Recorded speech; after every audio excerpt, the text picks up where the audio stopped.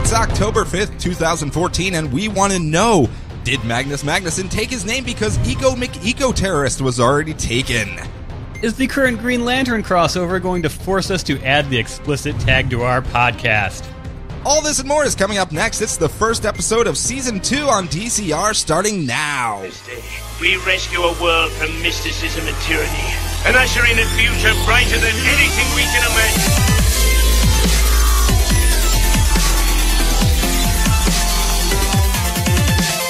Look! Up in the sky! It's a bird! It's a plane! It's Distress Citizens Radio.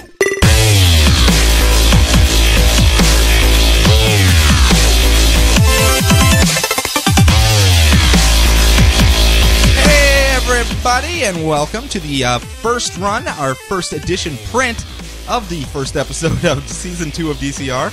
I, of course, remain your host, Sean Lamont, comic book reader extraordinaire, and what we're going to do, we're going to go over some comic books. We're going to talk about everything that happened in DC Comics that was that came out this week. So I am lazy.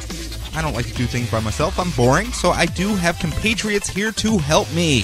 Mr. Brian Glein, of course, being our veteran reader. Should I call you that? Yes. I've been reading for a long, long time. And what is your title here on the show? I am the Eminence of Comics, as a tribute to the Eminence of Blades from the long-forgotten Stormwatch reboot. Harry Tanner, we miss you. We miss you so much, Harry Tanner. And our representative of the non-reading community, who has actually cheated and read a few things, and has actually been with us since the beginning, Brian's lovely wife, the lovely Miss Kelly. Hello. Hello. How are you today? All right. Are you ready for comic bookery? Yes. Are you ready for zaniness? Yes. Are you ready for... Spoilers? Yeah, spoilers. Hey, good job. Nice segue.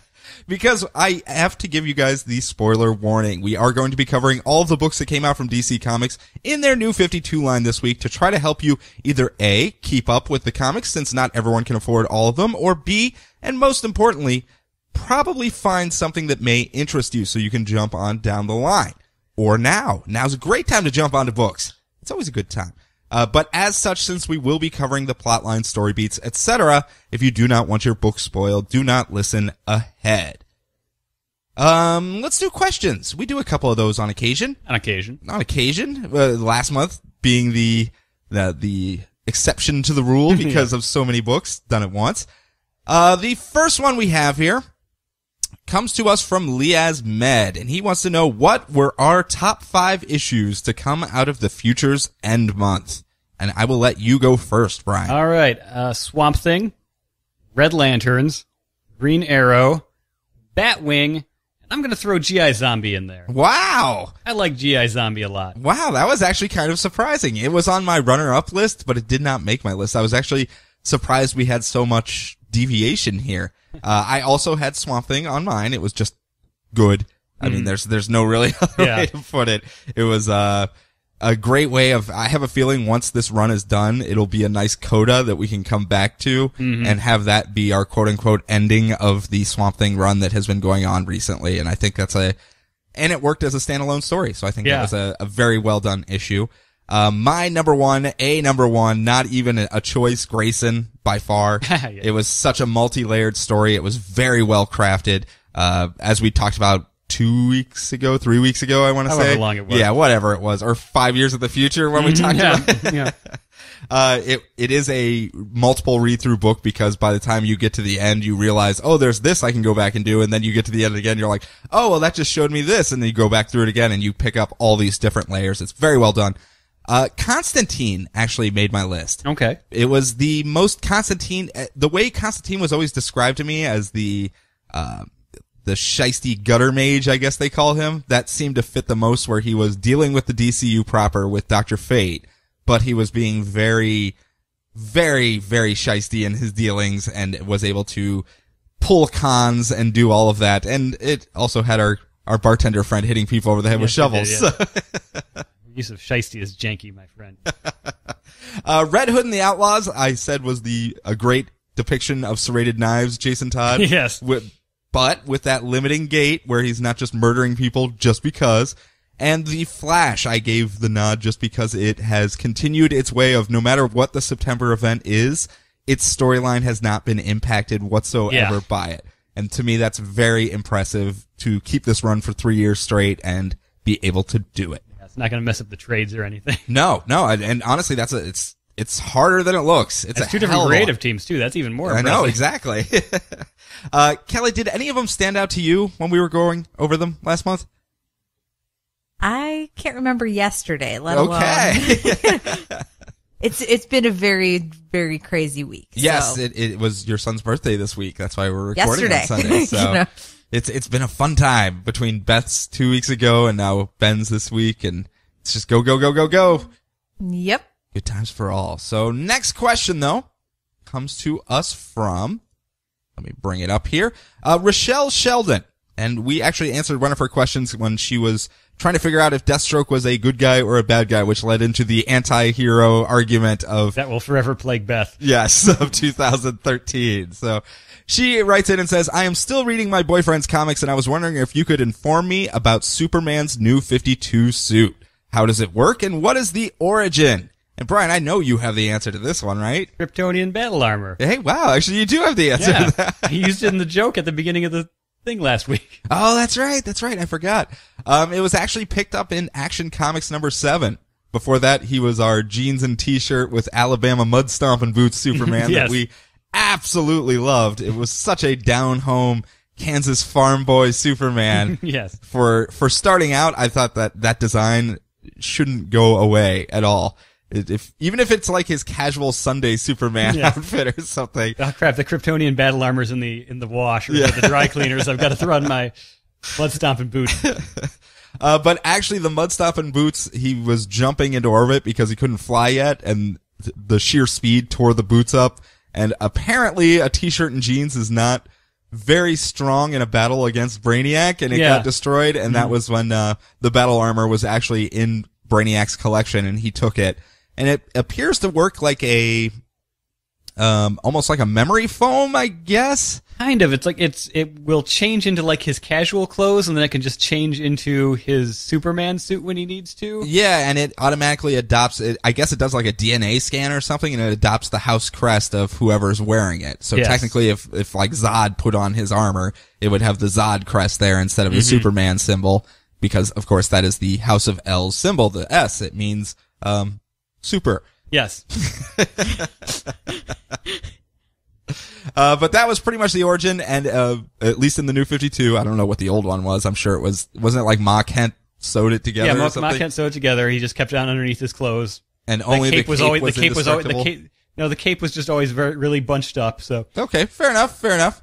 Last question for this episode, though, comes from Julio Saravia, and it's a meta question for us. With having to read so many titles week in and week out, do you guys really enjoy the titles? I hear the enthusiasm, but I wonder if you get in to take in all that happens in each title and truly enjoy it as opposed to reading them just to get the recap up. That's a question.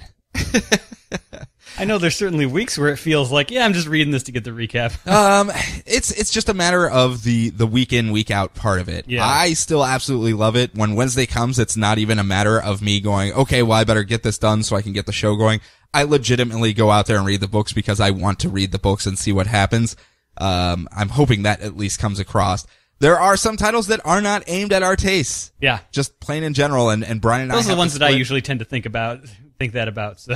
Well, even 2 weeks ago, off the air, when you and I were talking, and we were talking about how the schedule was going to work for September and blah, blah, blah, blah, blah, you had even stated yourself that even if we weren't doing the show, you would still be going out and picking up a disturbingly large number of books. Yeah. You were surprised at the number of books that you would actually still be reading regardless, even if we weren't doing the show. Yeah, there's a few. It's like, well, if I don't, I gotta read that. If I don't get that one, then I can't read this. Oh. Yeah, I mean, there is a lot of drive for us to do it. It's just, there's an off week here and there where we're just tired, or we're just not feeling the flow that week. Maybe it wasn't the best of weeks for comics to come out.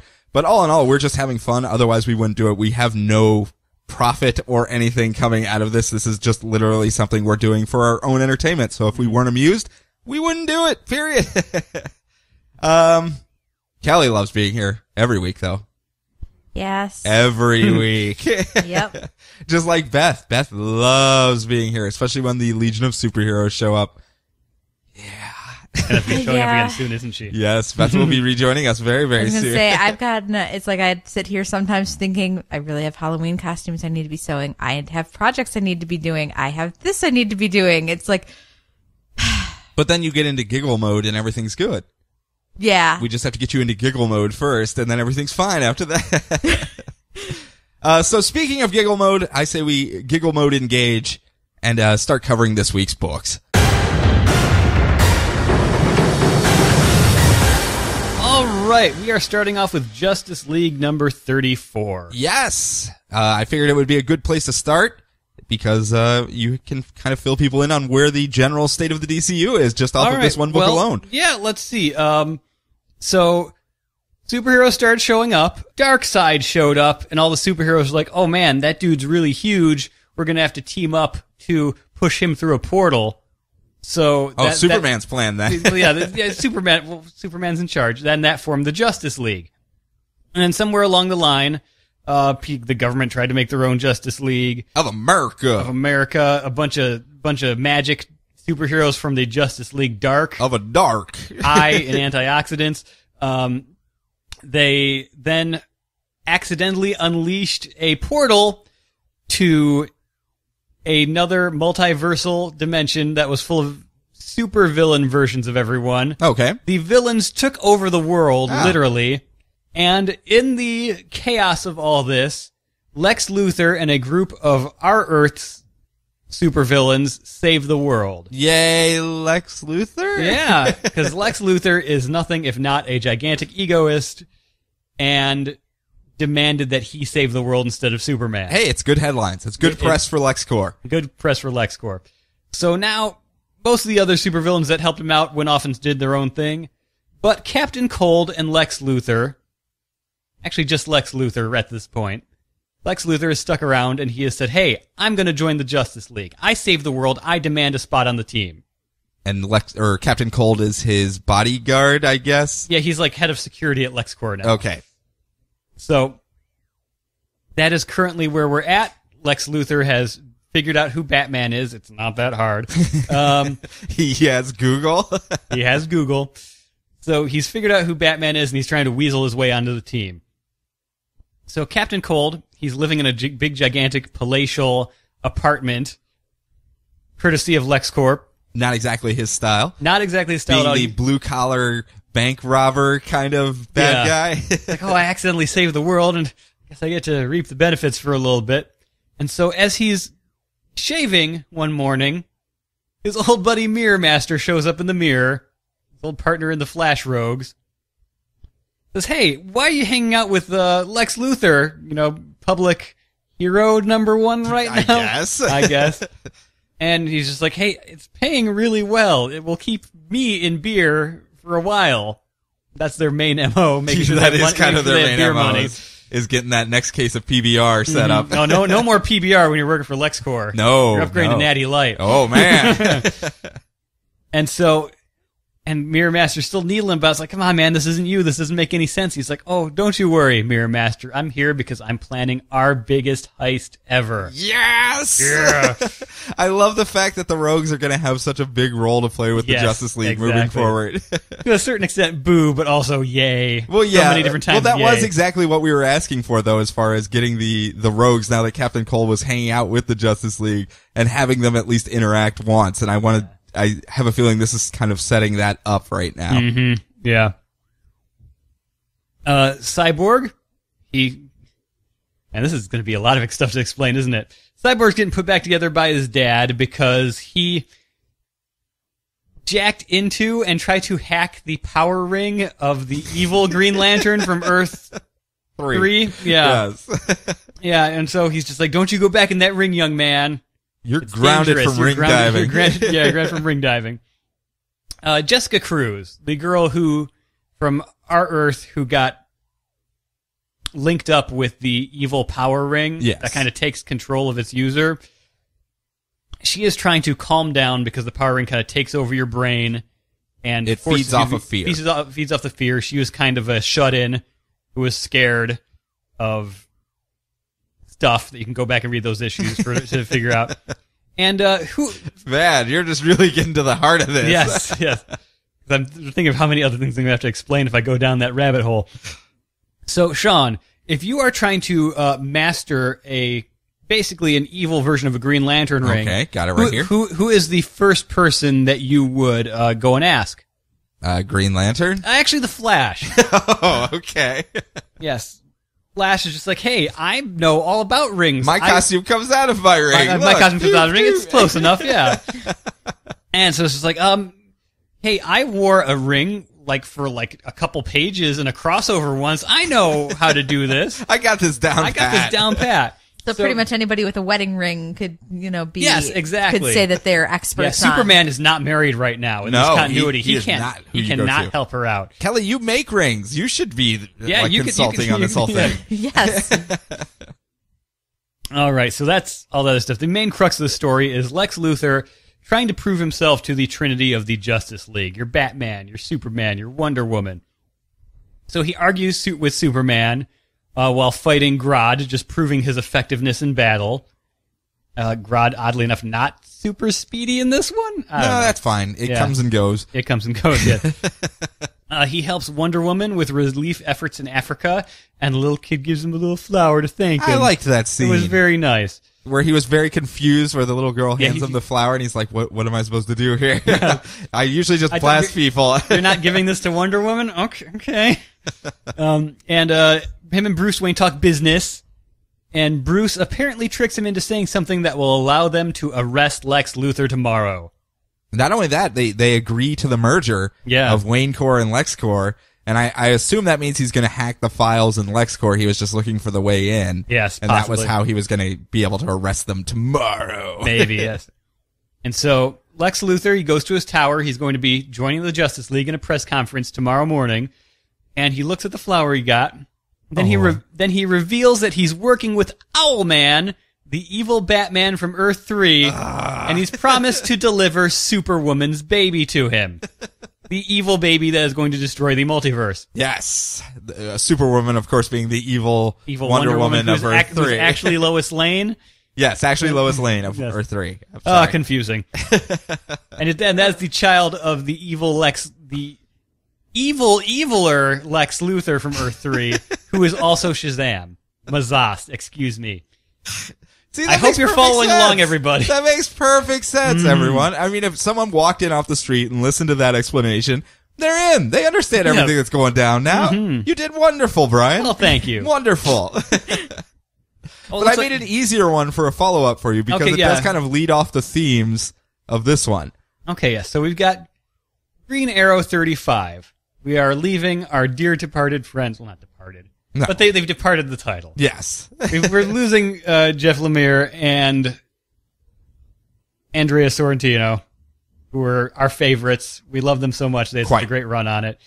And they're being replaced by Kreisberg and Sokolowski, the guys who write the Arrow TV show. Correct. And Daniel Sampier. So we will be going through with this. Green Arrow. So when you open up the comic book, will it have like one of those things like when you open the cards and they sing to you, will it have the... So when you get to the last page, that's what... There was very much that at the last page, but we'll get there. But I'm just asking if it's going to have sound effects. If they want that synergy, they got to get in on that. So, Green Arrow is taking stock of protecting his city, which is Seattle, not Starling City. No, nor Star City. No. Any other city that he normally set up base in. It's Seattle. All this city protecting, I'm going to have to take off my shirt and look at my cool scars a lot more now. Here at Glades Memorial Hospital, because apparently Seattle had a Glades incident as well. Is he doing the salmon ladder all the time, too? He's not yet. Nor is he hitting that giant tire with a sledgehammer, which is my favorite outside-the-box Green Arrow workout. I'm sure he'll get injured at some point, and these things will come back as he recuperates. I hope so. So Diggle shows up. Diggle had already been incorporated into the comic, and he says, hey, man, how's it going? So he's like, well, things aren't going so great. Naomi is not returning my phone calls, and Fifth went back to his home planet. Okay, that's cool. He boarded a rocket and flew away, never to be heard from again. Yes. But that's what we thought was going to happen. That's what we hoped was going to happen. So But at least, and they even say Emiko is out training his quote-unquote younger sister. Yes, his half-sister. Yes. And, it is And they did not completely send Naomi back to her home planet because she totally got redeemed for me in the Future's End issues. So. And we know what she's doing right now. Yes. She's off training to be the Red Dart. Yes. because she knocked out a janky supervillain's, in the back of the head with a wrench by accident and got her stole weapon. all her garb. Yes. So Ollie goes off to deal with the Queen Foundation. Formerly Queen Industries is becoming more of a non-profit sort of thing, only to find that Lex Luthor and Bruce Wayne want to buy it from him. Oh, they're in business together. Isn't that convenient? Like, I can't do that in the CW. Can't have Lex Luthor and Bruce Wayne show up on Arrow. So he gives them crap, and it's a lot of fun because they don't know he's Green Arrow in this current continuity. So, well, I would assume Batman probably. Yeah, knows. I know. I do have this extra side note. Yeah, world's smartest man and world's greatest detective. You know, Yeah, you guys can't figure this out, huh? They're all just kind of like pretending. Yeah, I don't know who you are. Yes, I do like whatever. I do like they're arguing, and the gigantic windows behind them all have the reflections of their super identity yelling at them. Well played. So, some guy in a suit named Mr. King, who, when I did some research, that's Merlin's actual name in the comics. Is it really? Yes. I didn't know that. So he is searching for he even kind of looks a little bit like, what's his name? Captain Jack Harkness in the drawing. So that was a helpful key there. Barrowman? Is that who you Yeah, meant? John Barrowman. There we go. I couldn't think of his real name. No, he's Captain Jack. So he is searching for the most dangerous person in Starling, Seattle, Mia Dearden. Okay, who is Mia Dearden? Why does that name sound so familiar to me? Because Mia Dearden is the former Speedy in the old continuity, the female Speedy, and is also the person that Thea Queen is loosely based on the TV show. Man, that's going to get confusing. It's going to get a little confusing. So his actual half-sister isn't going to be this lady, but Emiko. But on the show, his half-sister is Thea, who is actually based off of Mia. Mm-hmm. Wow, that's going to be some flip-flopping right there. So Ollie goes on patrol. Diggle finds some hacker that's stealing from the Queen Foundation. And so he's just like, a hacker stealing from the Queen Foundation. Written by the Arrow people. I wonder, knock, knock, knock, opens the door, and it's Felicity Smoke! Oh, hey, how's it going? Are you going to join the Arrow team? And she's like, oh, hey, no, actually, I was hired to kill Green Arrow. Okay, wait, whoa. Dun, dun, dun, whoa. dun, dun, dun, breathe! I understand that, we have some different continuities here, but is she not going to be the lovable dork if she's I don't know. It's like contract killer now or something? I mean, she's being drawn by a comic book artist, so she doesn't look as mousy as she does on the TV show, but she's just sitting there in her short skirt and her, ponytail and her glasses at a gigantic computer console. Well, she's clearly a dork. She has ponytail and glasses. I know. If she had overalls with paint on them, she would just be the high school. I know, right? Oh, jeez. So what do you think? Let's go back one first. Justice League, what they're doing there. It's kind of the setup as far as now we have differing stories going on. Batman's trying to betray Lex Luthor. Captain Cole's trying to betray everyone, it appears. And the Justice League, as far as Wonder Woman and Superman, honestly seemed like they were willing to give him the benefit of the doubt. Well, it's Superman. He's always becomes friends with his enemies. That's I understand that. That's why, we'll get to that later. Yes. So is it going to be an argument between all of these different groups, and then obviously probably the Rogues come in and screw it all up again, and then whoop, whoop, whoop, whoop out the side door? I hope so. But yeah, again, the Justice League book does not feel like a Justice League book. It feels more like a DC Universe overview. Yeah. If you want to follow along with the big overarching story that's going to go tie into the next big crossover, you may as well be reading Justice League. It's a good way to do that. Yeah, and it's honestly been fairly decent as far as its crossovers and everything. Mm-hmm. Honestly, the Trinity War was probably the worst one. Where it pulled in from every single Justice League book, of America and Justice League Dark. Yeah. And then pulled in a little bit of Pandora and a little bit of this and a little bit of that. All the Trinity of Sin stuff. Yeah, that was kind of the worst of the crossover parts. Other than that, the only thing we've really had is the Atlantis, the Battle of Atlantis stuff with Aquaman that was pulled in for 2 issues. So if you do want to keep track of it, it does seem to be the title to just follow. And then maybe, I guess, if you need to grab those little side issues as you go down the line, which you do with the way they're doing it. But Overall, you should have a pretty good idea. Do you like the direction the story's going in the DCU at least? Yeah, I mean, I can kind of see where they're going. I'm not gonna, they may just throw a complete curveball to us like they did with Trinity War, but yes, yeah, I don't think any of us really saw that ending coming out. No. But yeah, I am certainly intrigued. I wish there's a little bit more Justice League action. I'm enjoying the 1 or 2 pages we get of Cyborg and Shazam hanging out and being pals. Yep. Every issue. So. Yep. Honestly, a team that has Cyborg and Shazam buddies and Captain Cold and the Rogues kind of in the I know. side. I want to see them doing more teamy stuff because it seems like it's going to be a lot of fun if we ever get to the fireworks factory. The fireworks factory. They're literally going to raid a fireworks factory for the climax, huh? Man, I hope so. So let's move on to Green Arrow then. Kelly, I know you watched the show Arrow. Yeah. What do you think if the comic book starts to more closely emulate the show, and vice versa? The show seems to be going more towards the comic, so it's not basically the comic going, we're just going to take everything from the show and put it in here. It's now the show's comic, because they already have that. It seems like they're trying to find a middle ground between the two, and if that happens, would that be more interesting to you to read? I'm just kind of curious because it seems to be a marketing type thing. This isn't a long-term run from the sounds of DiDio. He gave an interview a couple weeks ago and said this is kind of a stopgap run in between. They weren't expecting Lemire to leave so quickly or wrap his stuff up. I guess maybe not. I don't know. It's all business stuff. I don't know. I'm talking out of my rear. I'm just going off of interviews and stuff like that. But it seemed like this is okay, well, let's use this time to kind of integrate the two a little better, and then we can move forward from there. Maybe get some people who are fans of the show to come in, check it out, and get interested in other parts of the DC universe. So would it be something that if all of a sudden all the characters from Arrow are in this book, and it has kind of that feel of the show, would you be all like, hey, I'm willing to give this a shot? Or is it just the show and it doesn't have Stephen Amell and what's his name?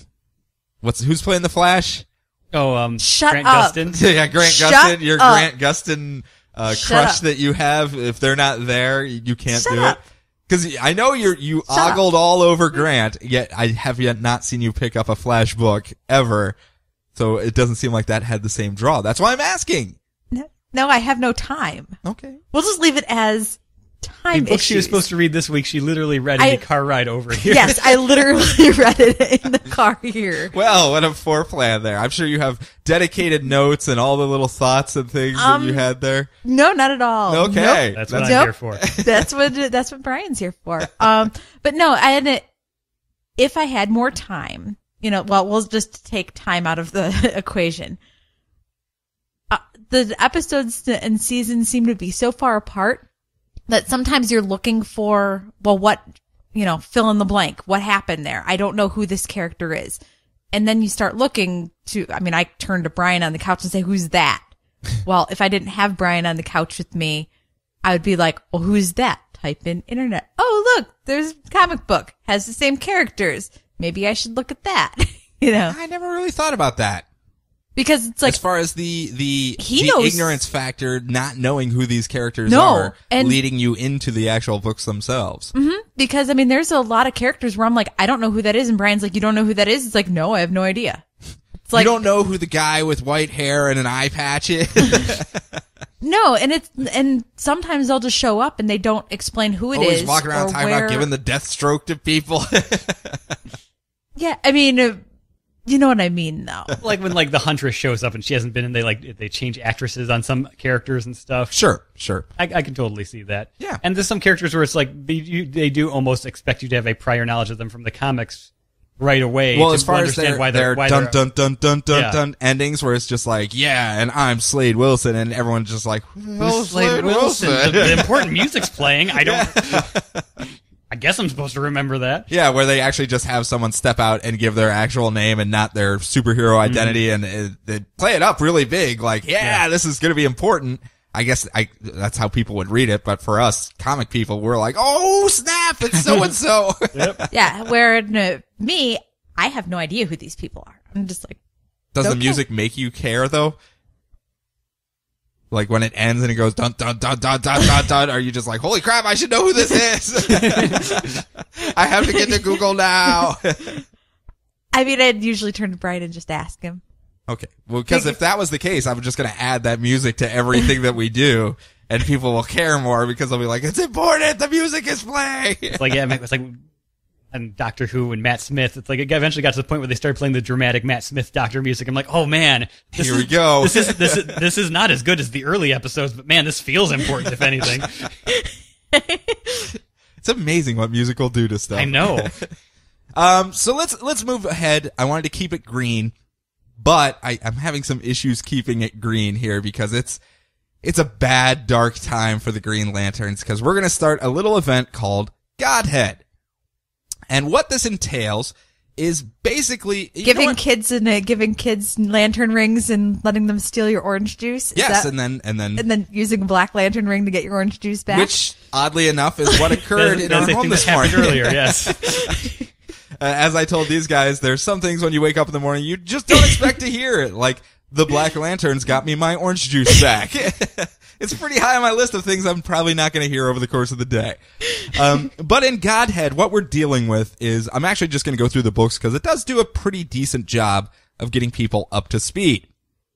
In the beginning, I'm talking the beginning, there was darkness, just the void, nothing. And then, boom, an explosion of light, which brought planets and life. And so the Big Bang.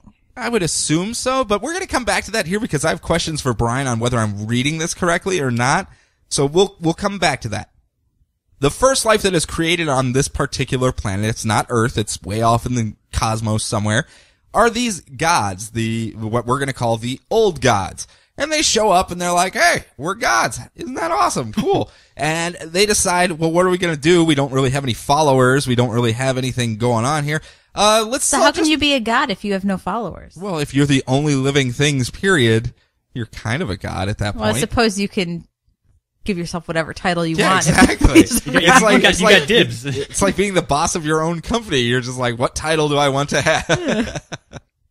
But in this case, dictator for life. They decide they're just going to punch each other in the face for the rest of eternity. And that's what they do. They fight, raising everything to ash in the cosmos. And as they basically destroy themselves and each other and the planets, up from the ashes spring these people known as the new gods. These are kind of the people that followed in after them. And these are the people we're kind of dealing with today. The concept that I thought was very goofy and derpy when it was first explained to me that has actually seriously grabbed my intrigue. I'm very interested in this stuff now, and I have a feeling going back is not going to be the same as going forward, though. Brian, would that be a safe assessment when it comes to the new gods? Yeah, I don't really know much. My new gods knowledge prior to the new continuity is very low, mostly because my only reference to them is them showing up in really bad crossovers and me just wanting to ignore them completely. You didn't like Final Crisis? Wasn't that centered around New Gods stuff? Final Crisis is different. I'm talking about, oh god, I don't even, the Genesis War, or I don't even remember what it was called. Maybe it was just called Genesis. It was really bad. Okay. It was really, really bad, and it threw a huge wrench into everything I was reading at the time. What about Wonder Woman? Orion's in there all the time. Well, yes, in the new continuity, he shows up in Wonder Woman all the time, and he's awesome. Okay. So I'm on board with the current new gods, not so much the old new gods. So what about Darkseid? Well, actually, first, these new gods show up. There's peace. They've kind of learned to live with each other. It's just this shining beacon of awesome civilization that's going on. So they stop punching each other in the face. Well, that was the old gods. Oh, okay. They're gone. Oh, okay. They punch each other to oblivion, pretty much. The new gods are kind of living together. They learn from the mistakes of their previous generation of gods. Except for one. There's one guy, Mr. Side, I guess we're going to call him Mr. Dark Side. Mr. Uxus. He has some jealousy in his heart. He wants to control it all. He wants everything. He's going to take it all for himself and remake it in his own image. This does not go over well with the other new gods being held up by, or led by a character by the name of Highfather. I guess, is that a title or is that his name? Both. Fair enough. Again, if you're the king of your own company, you can just make whatever title you want. So he just made his name the actual title. It was either Highfather or Grand Poobah Muck Muck, and he thought, oh, Highfather sounds a little bit more important. I am the Sean of this company.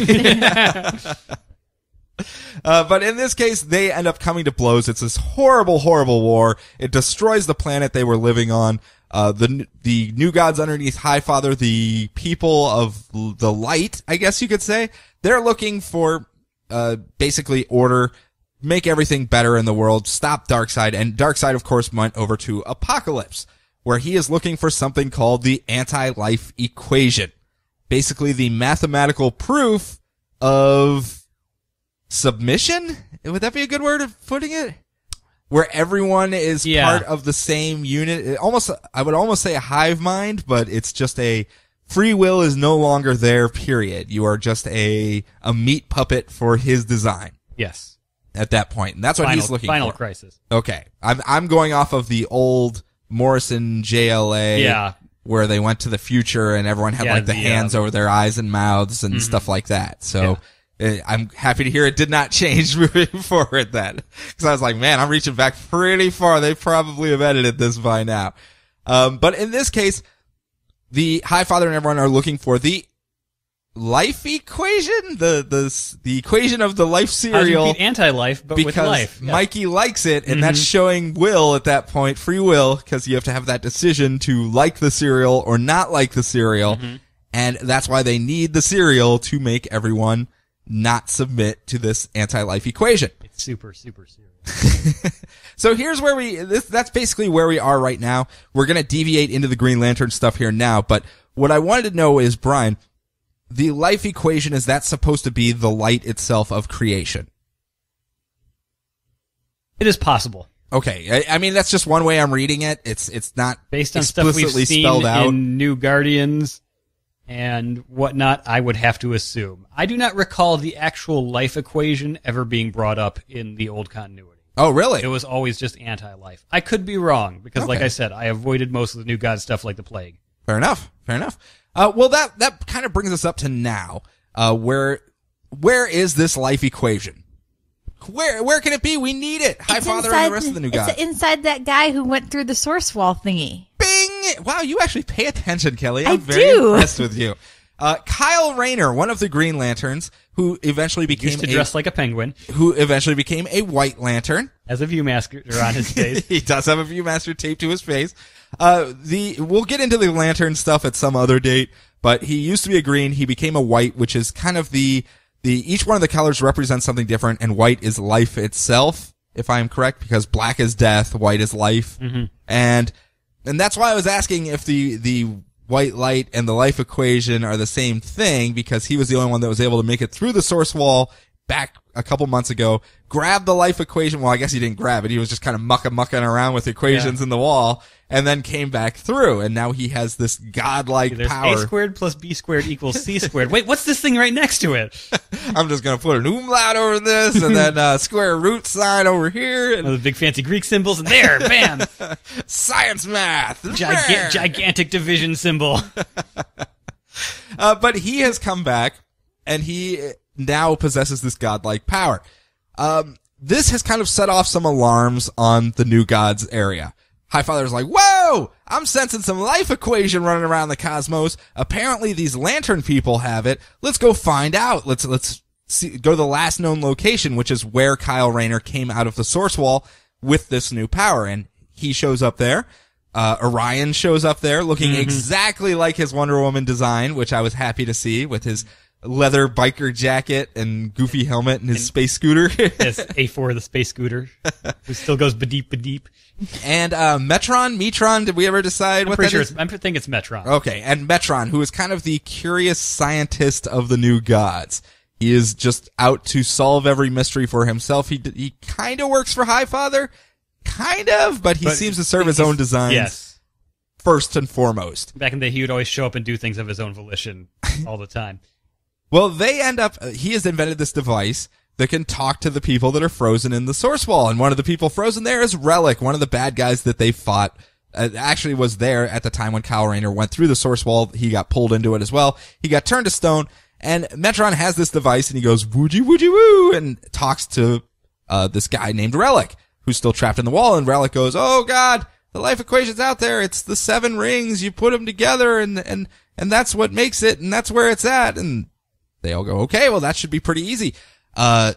hey guys, it's me, Highfather. Let's wrangle up all the other new gods. Guys, here's what I need you to do. On this plane of existence, there's all these guys out here with different colored rings. There's green ones, blue ones, red ones, black ones, white ones. Well, I guess I don't know about the white one yet.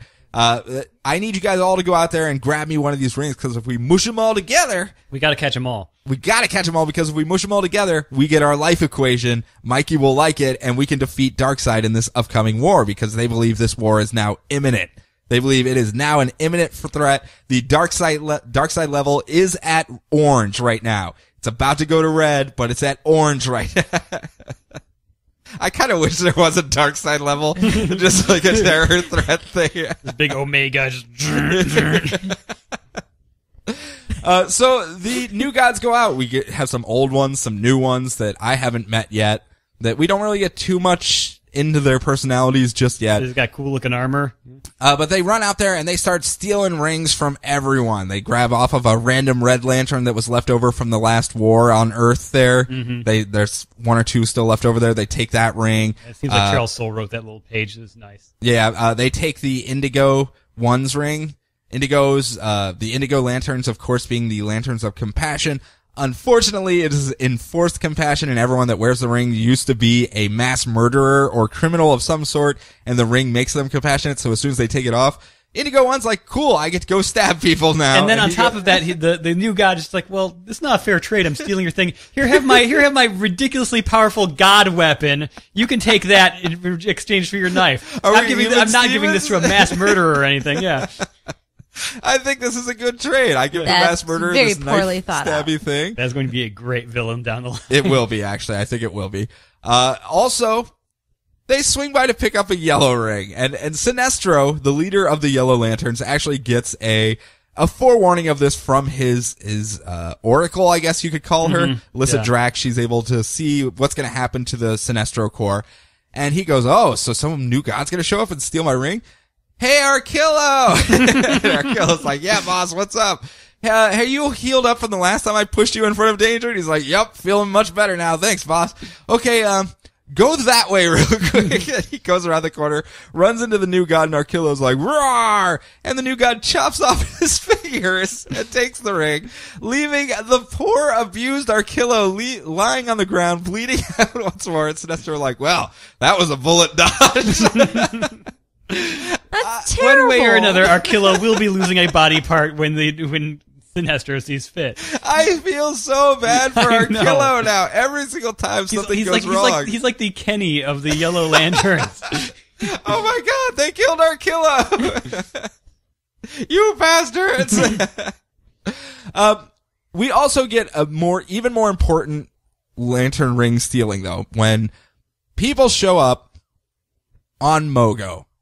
And Mogo is the Plantern, the planet, the fully aware and fully functional sentient planet that is also the home base of the Green Lanterns. It kind of floats around wherever it wants. It can control its own gravity, create an actual, natural fortress for them and everything like that. It's a really good ally to have. Really good ally. But on this is also the last of the Blue Lanterns. The quote-unquote last. A guy by the name of Saint Walker who has lost all hope. And that's what the Blues stand for, because all of his friends died. He is no longer Blue Lantern. No, but the ring just kind of hovers by him like, you hoping for anything yet? You hope for anything? And he's like, no. Seen any Shepherd Fairy posters lately? Come on, man, you gotta hope for something. But these guys show up, these new gods, and they take the Blue Lantern ring, and most importantly, they take the Green Lantern ring. They punch the space squirrels, take the Green Lantern ring of Mogo. The perfect payoff to the throwaway little joke a few issues ago where it's just like, oh yeah, Mogo just keeps his lantern ring on a tree branch somewhere. Because the squirrels like to play with it. Mm-hmm. And he is a sentient planet. It's hard to sneak up on him. Yeah. Although I would think it's actually very easy to sneak up on him. Yeah. But he's able to at least tell when people are there. And he's like, Zono, and then they take his ring and they boom tube on out of there. Leaving the home base of the Green Lanterns, now just going back to a normal planet. All of their controls, all of their fortresses, all of the things they had set up are now falling apart because it's not being sentiently held together by Mogo. And we'll come back to that in the next issue. I did also love how the new guy was just like, oh, there's still living planets? I thought those were all gone. And then there's also the side effect of, like, if he doesn't have the ring, is he still sentient? Uh-oh. Yeah, that's gonna be kind of weird. So, well, I guess it would have to because his brother was sentient. Yeah, you're right. That other planet that we found in New Guardians a while back. But, anyway, But it was dead, but yeah. Highfather gets all these rings, has one of the Forge Master of the New Gods kind of staple them all together to the stick, and he's like, aha! There, I've put all seven together. How did he get an orange land? They took it from Larfleeze. Yeah.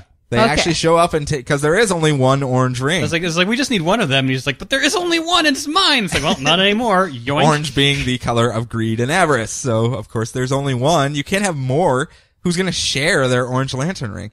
I was like, they kind of tapped him on the back shoulder. And when he was looking at the other shoulder, they snuck around with like a beam of light behind his other shoulder.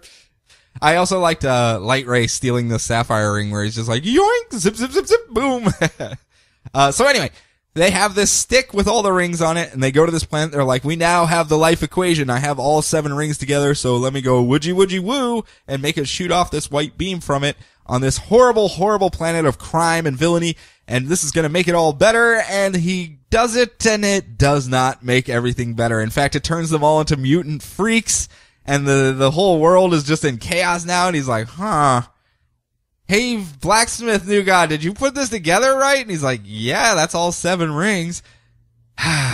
Well, this isn't what I was hoping for. So New Gods purge this planet, wipe it off the face of existence because, whoops, bad mistake by the New Gods, and we can't have that sitting around. These are good guys? Yeah. These are good guys. Just total annihilation of a planet. They're like, whatever. We don't like boo-boos in our wake, so we're just going to destroy all this. And they don't seem very good because of just stealing things and cutting off people's fingers. You're the greater good, Kelly.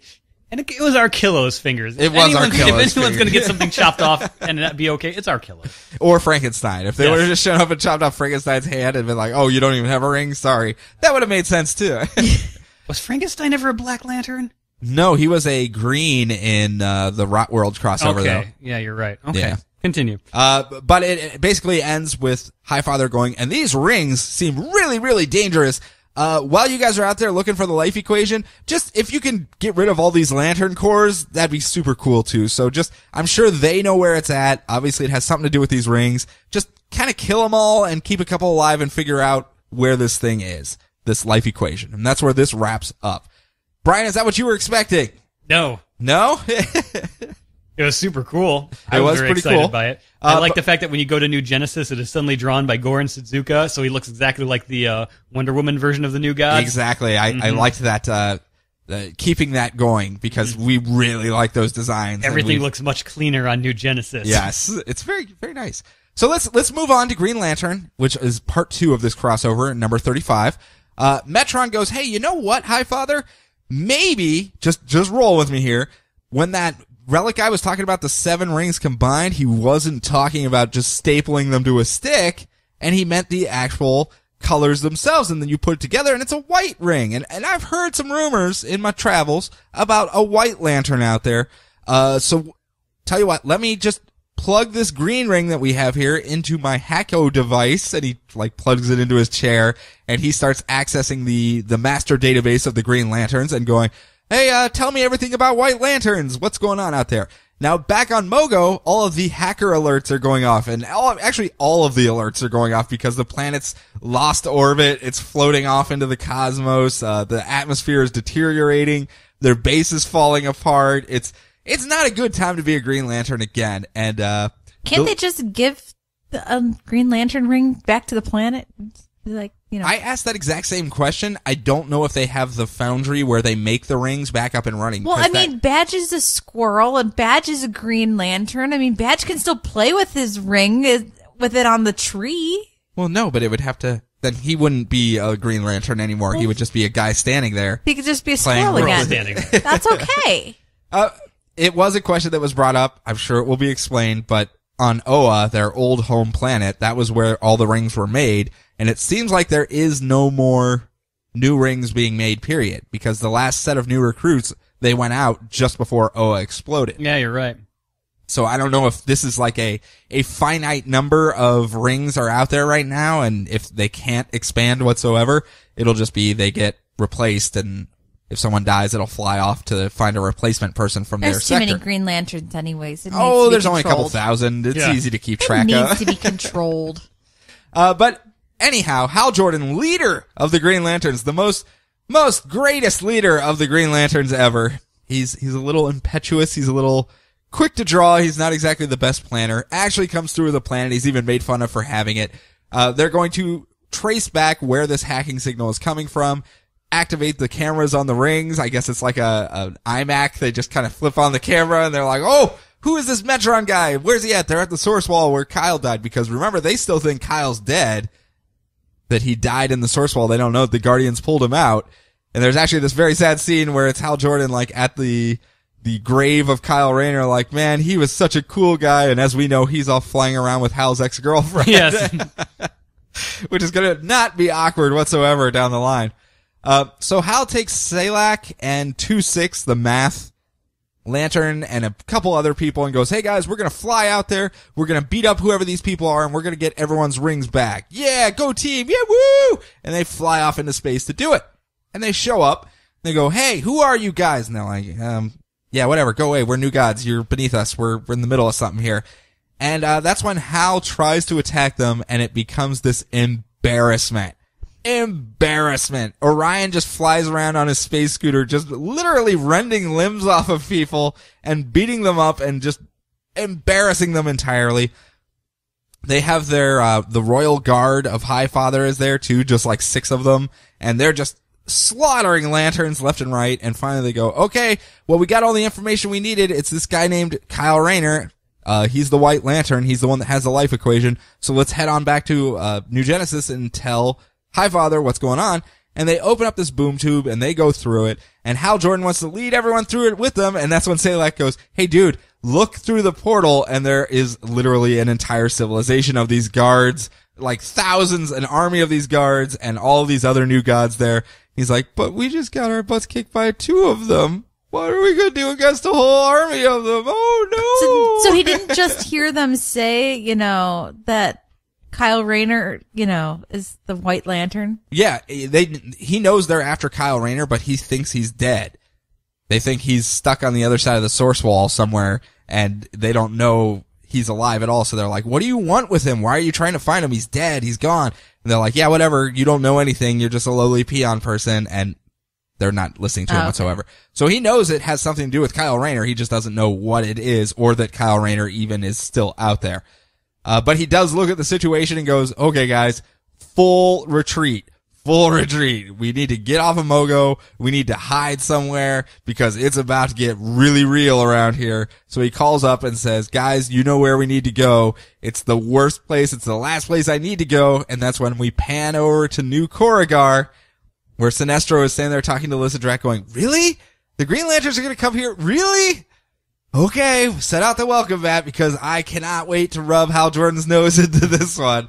As a matter of fact, Don't use the good china. Yeah, just set Arquillo out in front of the door so they can wipe their feet on him before they come inside. Yeah. I did like the running theme of, it's like, wait, why are this Kyle Rayner, he's from Earth. Isn't that the same place that is the only place that has ever pushed back Darkseid? The thing that you can't do, Highfather? Huh? Shut up, Metron. Yeah, it's actually a very well written, for as many hands. I thought it, when I looked at who was doing all this. Yeah.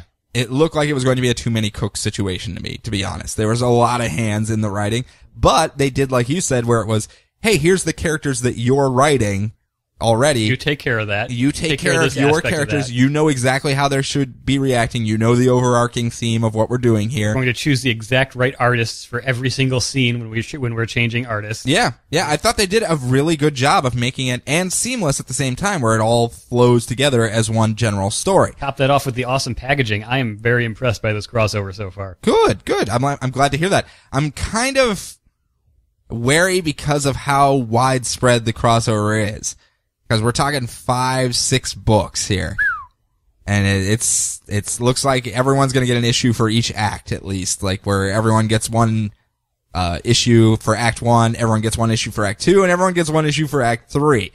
If you look at it that way, this could be a Blight type situation where we had that 18 issue crossover. Yeah. spread across multiple books. Got a much stronger start than Blight, though. Yeah, it does. But at the same time, it can seem to run long. So I'm kind of curious to see how this is going to play out. It's a good storyline. Obviously, if you've been listening to us prior, you know we were hyped for it just because we like the New God stuff that's going on now, and we kind of like a lot of the Green Lantern stuff going on right now, especially the Reds. And we can get peanut butter and chocolate together and be more than happy and see how it plays out. So, well, hopefully it's peanut butter and chocolate, not peanut butter and, I don't know, fish oil or something. Yes. That'd be disgusting. All right, so let's continue on with something else that is new this week. Yes! We've got Gotham Academy #1. Going back to school. Back to school. Yeah. Kelly, you read this. This is your car ride book. It is my car ride book. Yeah! We're going to get your opinion on this Okay. afterwards. We'll let Brian do his little, recappy thing first. Gotham Academy #1, written by Becky Cloonan with Brendan Fletcher and Carl Kerschel on art. You've heard me say Carl Kerschel's pretty awesome before on this podcast. Yes, You I know have. that. Very nice animated style to this book. Very reader-friendly. So, we are going to meet Olive Silverlock, who conveniently enough has silver hair, so man, what It's are like the a odds? lock of silver. Yes. So she is a sophomore student at Gotham Academy, and her life kinda sucks. Something happened over the summer, and it was not cool. She used to be popular and dating the star tennis player, and now she's all quiet and mopey. And to make matters worse, Headmaster Hammer, aka Hammerhead to the kids, has assigned her to be the buddy of freshman Maps Mizuguchi, and to get her acclimated to the new school. Well, Now- how does she know maps? Now, though? Maps, mind you, is the younger sister of her ex-boyfriend. Weep one. Awkward. Also, girls, just so you know, don't go to the North Wing because it's haunted. So this is Scooby-Doo now? They pretty Maybe. much, I mean, he pretty much says, No, he just says, don't go to the North Wing. There's nothing An there. And all the kids are just incident like, immediately, it's haunted. So, over the course of this, we meet the class Biatch, Pameline Fritch, and class... who's definitely the Regina George. Yes. I was going to say the Heather. I guess I kind of date myself Maybe. with that, though. Class troublemaker Colton Rivera, and most importantly, the school's amazing Waffle Bar. Oh, yes! They actually really kind of put that out. You know how many waffles I could eat this morning? It's great! There's a college I went to where there was not much to it, but their big hype thing was how amazing their cafeteria was, and it was amazing, and that's what this reminded me of.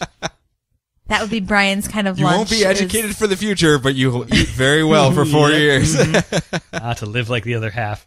So, Maps wants everyone to sit together, but Olive just wants to go to the library. See, all these other people, well, a long time ago, they used to be friends, but she hasn't thought of them lately at all. Are you doing a song again? Yes. Okay. I'm doing it two-pronged. It's the theme song from Veronica Mars. Kelly knew exactly what that was, Yeah, and a bunch of I had other no people who idea. aren't Sean knew exactly what that was as well. Also, something happened to Olive's mom at one point or another, because she stares longingly at a photograph, and we don't quite know what that means. Okay. And I'm sure Man, it will it's be like we're important. setting up mysteries for the Scooby I Gang to know. go out there and Yeah. solve. So, in order to mend fences with Maps, Olive offers to blow off the opening day assembly to take her exploring around the old deserted chapel, since Maps is a huge D&D dork who loves to explore and draw maps. Loved it. Hence her nickname. Loved it. Yes. I had no idea of that reference. Yes, she was basically making all of the references to her D&D character and what she can do and her skill checks and everything and saving throw for falling. She has like a 10-sided die on her t-shirt that she Yes. wears over her uniform. Yeah, so they go to the top of the bell tower so she can get an aerial view of the whole campus. But Maps falls and barely grabs a gargoyle because it's Gotham City. Of course, you have gargoyles everywhere. Yeah, it's like, thank goodness there's that gargoyle there to grab onto. So Olive... It keeps all those evil things at bay, right? Isn't that what Yeah. gargoyles are Yes, for? exactly. Gotham City, evil free. Yep. So Olive rappels down to save with the bell rope, making a huge racket and setting off the bell in the middle of the assembly, which is right Interrupting. below the bell. Which is interrupting Bruce Wayne. Yes, and of course making that huge racket, also waking up a bunch of bats because Gotham City. As long as they weren't man Yes, bats. and so they very very true, and they wind up Just a whole flock of red bats. Oh my gosh! That's where they've been. And, of course, they wind up falling right in front of the huge picture window that Bruce Wayne is giving a speech in front of. Who seems to know her quite implicitly. Yeah. Where he's just like, Silverlock. Yeah, so as the school nurse checks on them, Olive has flashbacks to an incident where Batman was involved. And then Bruce Wayne comes in and checks on her. And since Olive is there because of the Bruce Wayne scholarship, that is what she's obviously not as well-to-do as some of these other students. Well, She's there on a scholarship. you're not going to have any issues with your parents or vengeance if you're there at school in Gotham under a Bruce Wayne scholarship. Yes, if Bruce Wayne is taking pity on you, something happened. Like, you might be a Robin later on. I'm going to keep tabs on you. So maybe her mom got killed in a very tragic thing coming out of Zorro. Like, Maybe. It was Zorro Fest in Gotham. Oh no, everyone's parents died that went to Zorro Fest. Yes. And I love how and Maps is like just geeking out about this whole situation. She's hopping up and down like, "Oh my gosh, she saved me with a rope just like Batman." And Bruce Wayne kind of turns to us and winks. Like, "Hey everybody." It says nothing like Batman at all. Yeah. So, after all that big embarrassing incident, that hilarious embarrassing incident, Olive mopes about being stuck at Gotham Academy, and her roommate Lucy is scared of the North Wing ghost. Does she make a really oversized sandwich? Maybe. You can do that in their cafeteria. It's amazing. Yeah, it's a giant waffle sandwich. I was going to say, as long as it's waffles and omelets. You know. By like issue 20, it's going to be, God, waffles again? So Olive gets all indignant about the bat signal being shining off in the distance, and the eyeball of something creepy peeks through a crack in their dorm. So they have a ghost in their walls? Maybe a man bat, maybe a killer croc. I don't know, but I hope it's a man bat. I hope it's a man bat too. But yeah, this is so much fun. There's so much.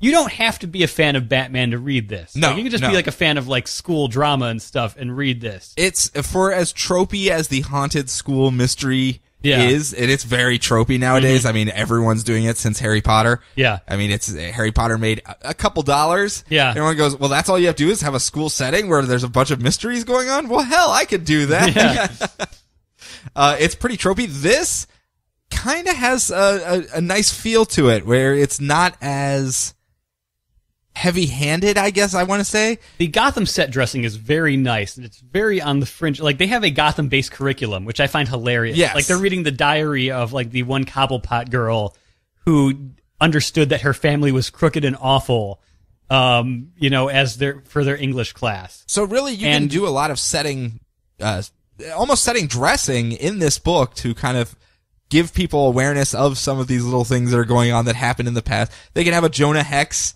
freaking class or something like that, where they're talking about the old West. Everything that happened reading Amadeus Arkham's yeah, exactly. book, yeah. I mean, there's plenty of things they could do with that end of it, but at the same time still do the Harry Potter in Batman's world type thing.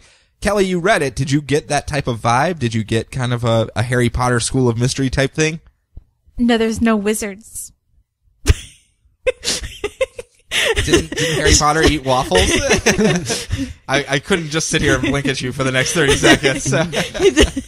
Yeah, I had to say it because I knew that Sean would just be blinking at me, and with this, as much of his face as I could see over the monitor. I'm peering over a monitor at you, just blinking. No, it didn't.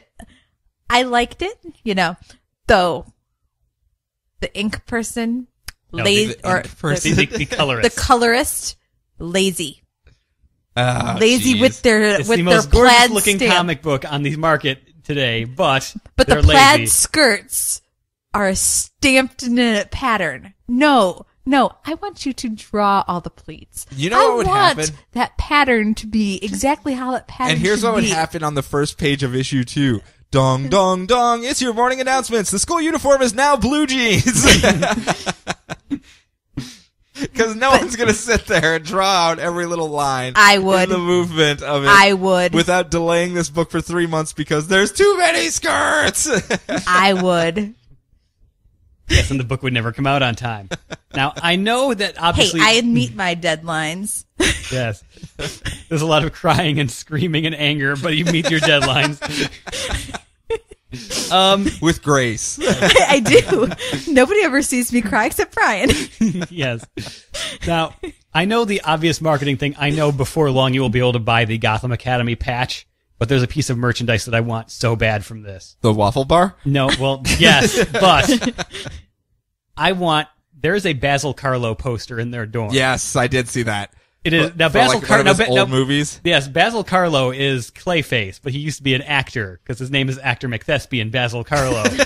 Actor. But- That's weird. Hey, he's a Detective Comics. Yes, and the poster is for a movie called House of Secrets, and the tagline is "Their love was a secret, but so was their house."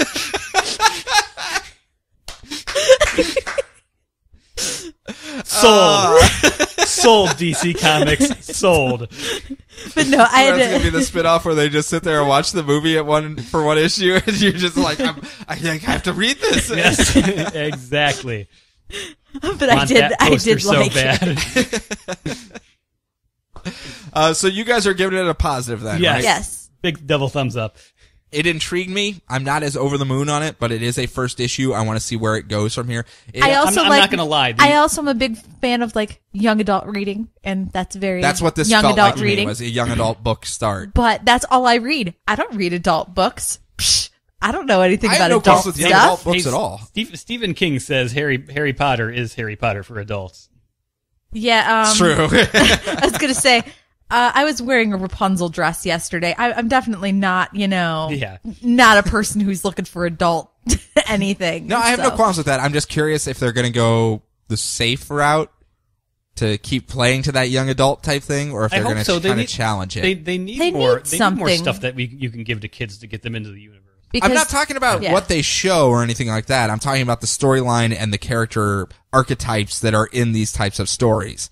If they're going to mix it up a little bit, or if they're just going to have a, hi, I'm the Hermione. Hi, I don't know, the Dumbledore or something. Or, Maps is pretty unique compared to some of the other things. very I've much seen, so. yes. And that's where we didn't really meet very much of the rest of the cast except for those two. If you follow Carol Kerschel on Tumblr, you will see all sorts of cool promotional stuff that they're doing. I kind of knew the basic beats of this issue thanks to their guerrilla online marketing that they're doing on social media, but it's, pilot episode, but I am totally confused as to what's going to happen after, and I'm very excited for it. Okay, well, I will follow your lead then. Yes. I have a new book too, though.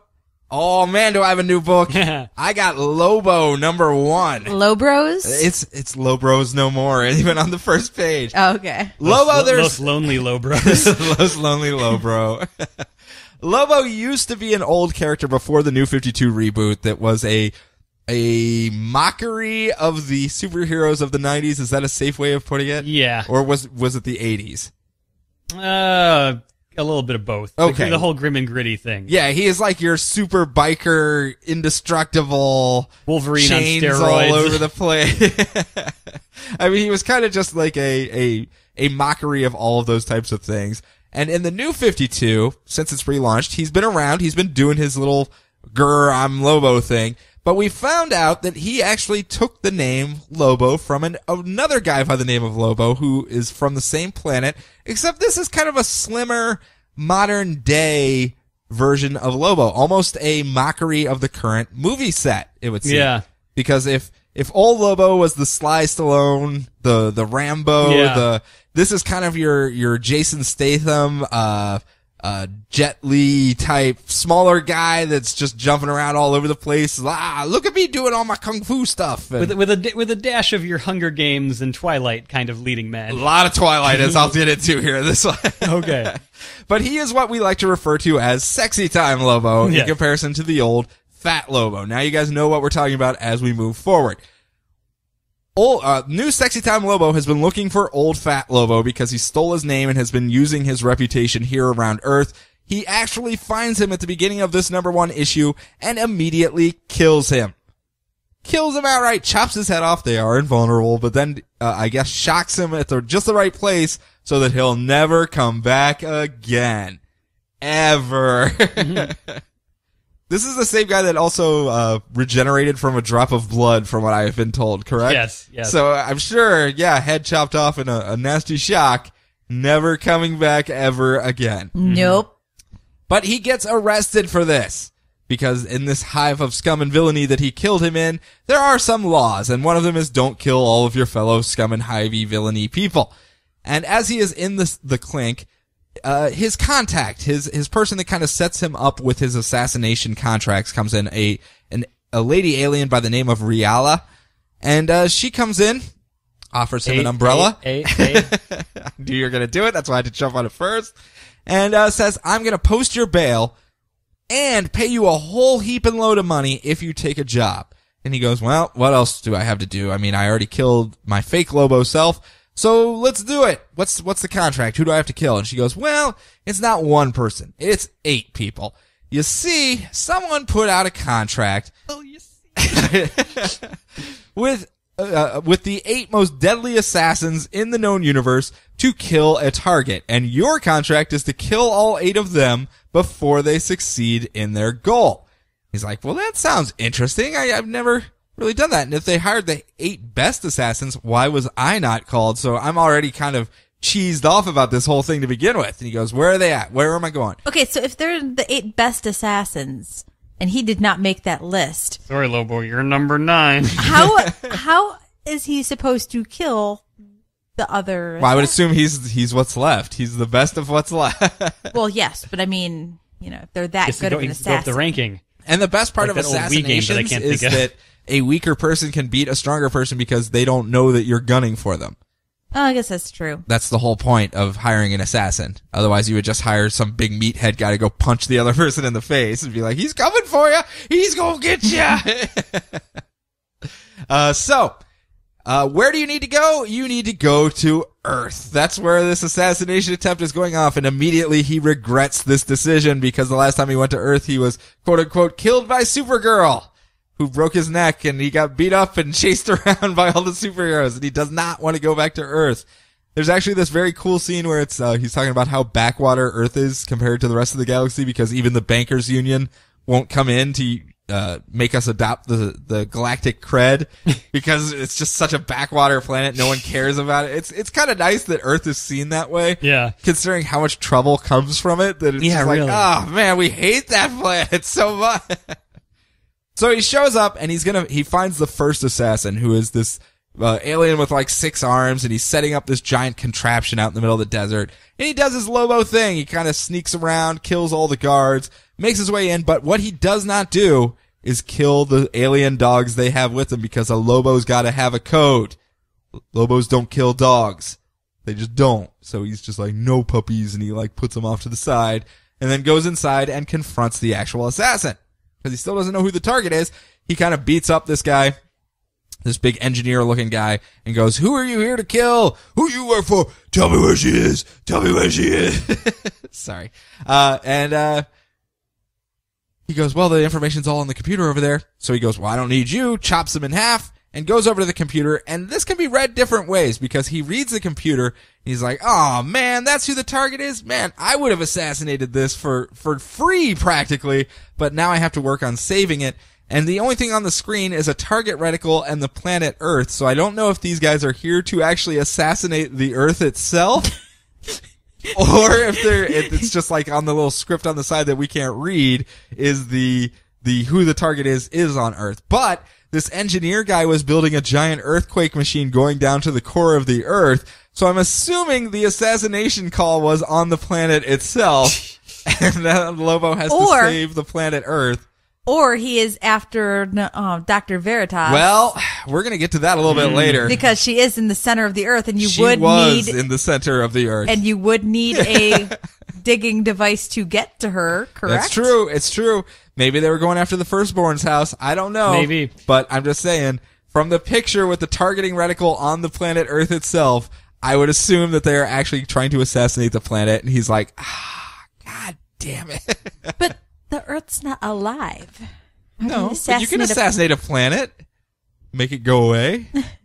New Gods just did it. And the only thing that leads me to that is that the first half of the book, there is this dream sequence where Lobo goes to sleep while he's in the clink, and while he's there, he has the flowiest white shirt unbuttoned, wind blowing, freaking Fabio hair flapping in the wind as his princess lover comes to him from the planet Czarnia, and they make love, and the sun is setting in the background because he is the royal Does he paint her guardsman. like his French girls? Yes, actually, he is painting her as well.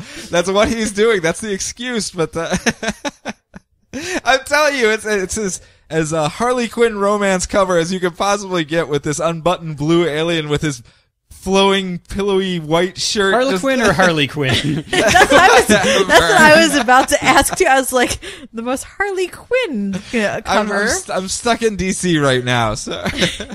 But in this case, it's just this hysterical thing, and he wakes up and he's just like, oh, I hate that dream. But it's so weird that this is the Lobo that's replacing the gruff biker chain Lobo. That this is now the flowy, puffy pirate shirt Lobo that's just like, yes, I shall take you into the night, my love. What the heck? It's really what turns so many people off, but it is just a mockery in a different sense if you look at it. I mean, it's just mocking the same things in a different era, and I still like it because of that. And It sounds fun, and it's got an easy to sell premise. Oh, let's kill these 8 assassins. Let's go down the checklist. Yes. But it sounds like you fun. have your thing right there. You have your hook for at least an initial arc or two. Yeah. To do something. And he has to deal with Earth and the DC proper itself because I'm sure, hey, this is a planetary threat. I don't want to save this planet either, but I'm being paid. Sorry. Get out of my way, guys. I have to do this. It's an interesting thing. And I do like Cullen Bunn's writing. He's doing Magneto. He's doing Sinestro right now. And, he also writes Six Gun, one of my favorite books that's out right now. But he's kind of found this way to do the villains in an interesting manner. I mean, these are all villain books that he's writing. Magneto, Sinestro, and Lobo. They're not exactly heroes out there. There is a little bit where it seems like he's trying to find a voice for this new Lobo still, where he's kind of making snarky comments, but he's very serious and like gruff and get the job done at the same time. So there isn't that much to him yet. No. He didn't really have much to base He's shown it up a off of. lot, but it seems to be a little bit different every time. Everyone's trying to get a handle and on between him. Sinestro and Magneto, there's so much stuff you can draw from on the past to make a character like that. This is kind of new ground for him, so I'm gonna at least give him an arc to find a voice on it. But the premise itself, it's amusing. I can't ask for much more. It's violent. It's definitely violent. This is not your kid's book, but No. it's still kind of fun. So you got one more for this half. We're running along. Yeah, we were running very long. I'm going to try to go fast. New 52 Futures End number 22. This is a weekly series. Do not even try to explain this one completely. Yeah. If you want Futures End, you can go back a little bit. It's a weekly book. It's so much has happened in 20 issues that it would be hard to compress it down, really. Yeah. So, checking in real life, it's very Game of Thrones style. You get a little bit of each character. You can't really get sick of them. Sometimes you don't see your favorite characters for a week or two, but they always come back. It's all like the weird, like also ran C-listers of the DC universe 5 years in the future. Which makes it interesting. Yes. So we start off with Firestorm Jason Rush. He runs across newly single and unemployed social rights activist Madison Payne, handing out flyers for Earth 2 equality that will promptly be thrown out in the nearest trash can, because it's college, you know. Jason then goes to see Dr. Yamakaze, who reminds us all that he is still working on a teleporter to save people since the superheroes won't share theirs. Okay, I have the second most precious thing to me now, since the first one destroyed the last test. Surely this teleporter is going to work. Let's put it in there. Yes. Meanwhile, at the Wounded Duck bar, former Red Robin Tim Drake, who as we all know is currently living under the name Hamish Hassenpfeffer, is doing what he does best, cleaning a glass out with a rag. I absolutely adore that on our Facebook page. I wish I had her name right in front of me, but the only thing that was posted from this week's books was someone took a screen cap of him just polishing the glass behind the bar. Yeah. No text, no anything, I'm just gonna put this right here because that's all he's doing. Like. So he kicks Billy Batson out of his bar for being underage, and Firestorm Ronnie Raymond shows up to apologize for being a drunken idiot so many weeks ago. Hey, redemption! Yes. In Las Vegas, Voodoo is teaming back up with Mercy, a.k.a. Courtney Faraday, King Faraday's niece. Oh, okay. Don't know who that is. And You know who King Faraday is? Well, I know who King Faraday is. I don't know who Courtney Faraday is. Fair She enough, might fair be a enough. new character. And the twins, a.k.a. British super ladies Banger and Mash. That is quite literally our joke come to life Yes, right there. Are it these is. old characters? No, they are new. I could not find them. I could not Wikipedia them at all. I absolutely love the fact that they have out-British the British characters that we were Britishizing before.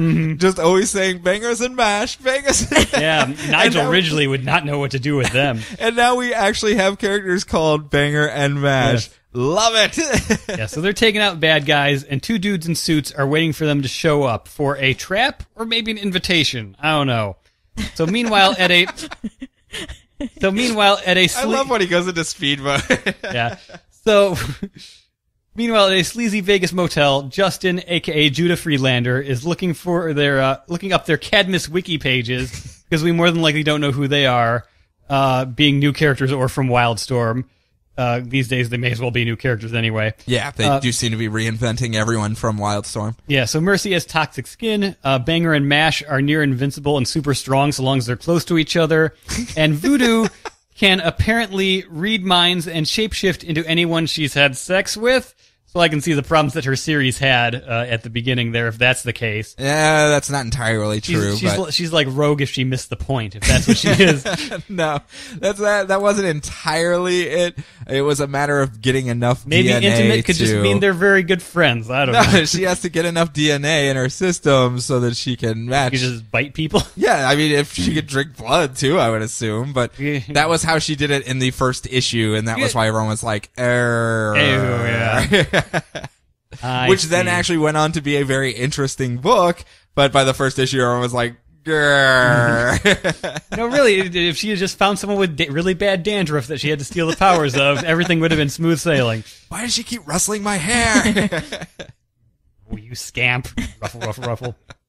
So, Batman Beyond and Plastique have a heart-to-heart where they decide to team up to save the world so it doesn't die in 30 years. And AI Alfred lets them know that Brother Eye is no longer in the satellite he was on. It is now the consciousness of Brother Eye is somehow residing on Cadmus Island. Is it in Mr. Tentacles that... Maybe. What's her name is carrying Yeah, so around? Batman Beyond and Plastique are going to be heading to current Powder Keg Cadmus Island. I really like Plastique now. Yes, she's super cool. And actually kind of relatable as far as like feeling bad for her because she saw her robot corpse from the future and she's just like, oh, maybe I should be a good person and try to do something to change the world. Is this what's going to happen if I keep going down this path? I think I'm going to make a career change here. So, meanwhile, in deep space, we meet up with Frankenstein, Hawkman, and Amethyst, who are being held captive by former Stormwatch member, the Engineer, who is now assimilated with a bunch of other old Brainiac robots with Epcot heads. Robots. And they reveal a literal big bad in a gigantic, terrifying Brainiac robot, and he welcomes them to his world, the Blood Moon. Which now, is going to play a role coming down the line. Yes, because the big Futures End teaser page, it flat out said, when Futures End, the Blood Moon will rise. And we're like, what does that mean? Well, now we know what the Blood Moon is, yeah. Yeah, it's the Brainiac planet. Yes. Nice. So, even going back further to that teaser page, we are still missing Booster Gold and Robin from that page, although it might just be Hamish Hassenpfeffer. Why do I have to blink at you guys all the time? But going into the break, what have you got next after the break, Sean? I'm actually going to be going over Batman Eternal, number 26, our other weekly book. Detective Comics 35, Grayson, number 3. Aquaman and the Others, number 6. And Swamp Thing, number 35. How about you, Brian? I got Batman Superman, number 14. Action Comics 35. Bracket. Wonder Woman 34. And Justice League 3000, number 10. So hold on a couple seconds. We're going to take a quick break to grab some soda. And when we come back, we will go through those books.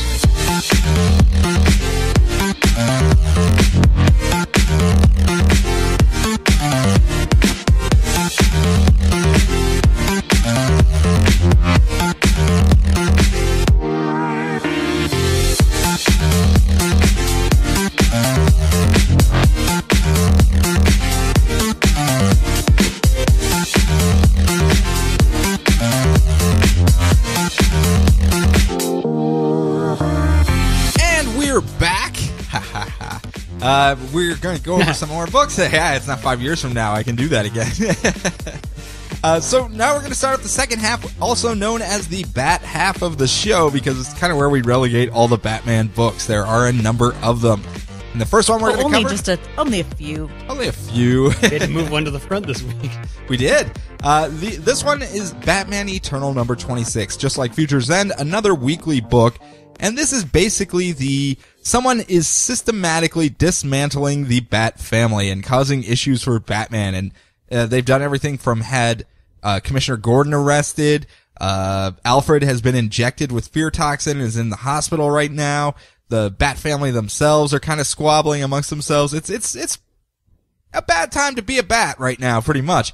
But in this one, they just found out who they believe is behind this whole thing.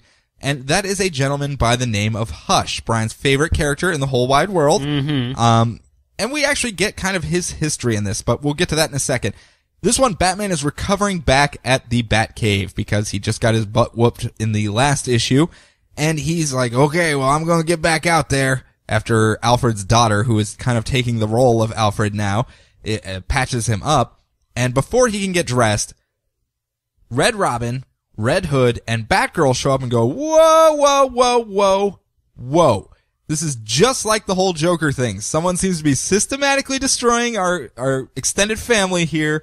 You're not telling us who it is. We just had a conversation before about how you were going to be completely honest with us and not hold anything back.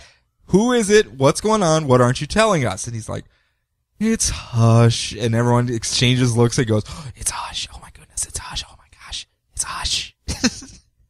Hush is scary, Brian. Yeah. Hush is scary. Mm-hmm. And they go, okay, crap. It's Hush. We're going to go out and cover all the riots. Batman, you get out there and take them down. Because, of course, there's all the little inconveniences of Gotham City going on. That's part of their plan to make it a powder keg city. And they head on out. And Julia goes, who's this Hush person? Why are they all, like, whispering in hushed tones about Hush? And he goes, well, let me tell you a little story as we're on our way to go visit your dad. Because I at least need to do that before I get out there. I have to at least check in on Alfred. And they check in, and he tells her the story of Hush. They were childhood friends, Brian. I know. Kelly, they were childhood friends. You just shouldn't be friends with people as a child. Especially Bruce Wayne. He should have been banned from the playground. Gotham City would be a paradise right now. Mm-hmm. No enemies whatsoever because Batman made no childhood friends. It's this guy by the name of Tommy Elliott, who is also part of a prestigious family, the Elliott family. But they were on harder times, I guess. They weren't exactly as rich as the Waynes. They were, who is though, but they weren't exactly living the dream as much as Bruce Wayne. And they were best friends. The thing is that Tommy Elliott worshipped Bruce Wayne. Loved him so much, wanted to be him.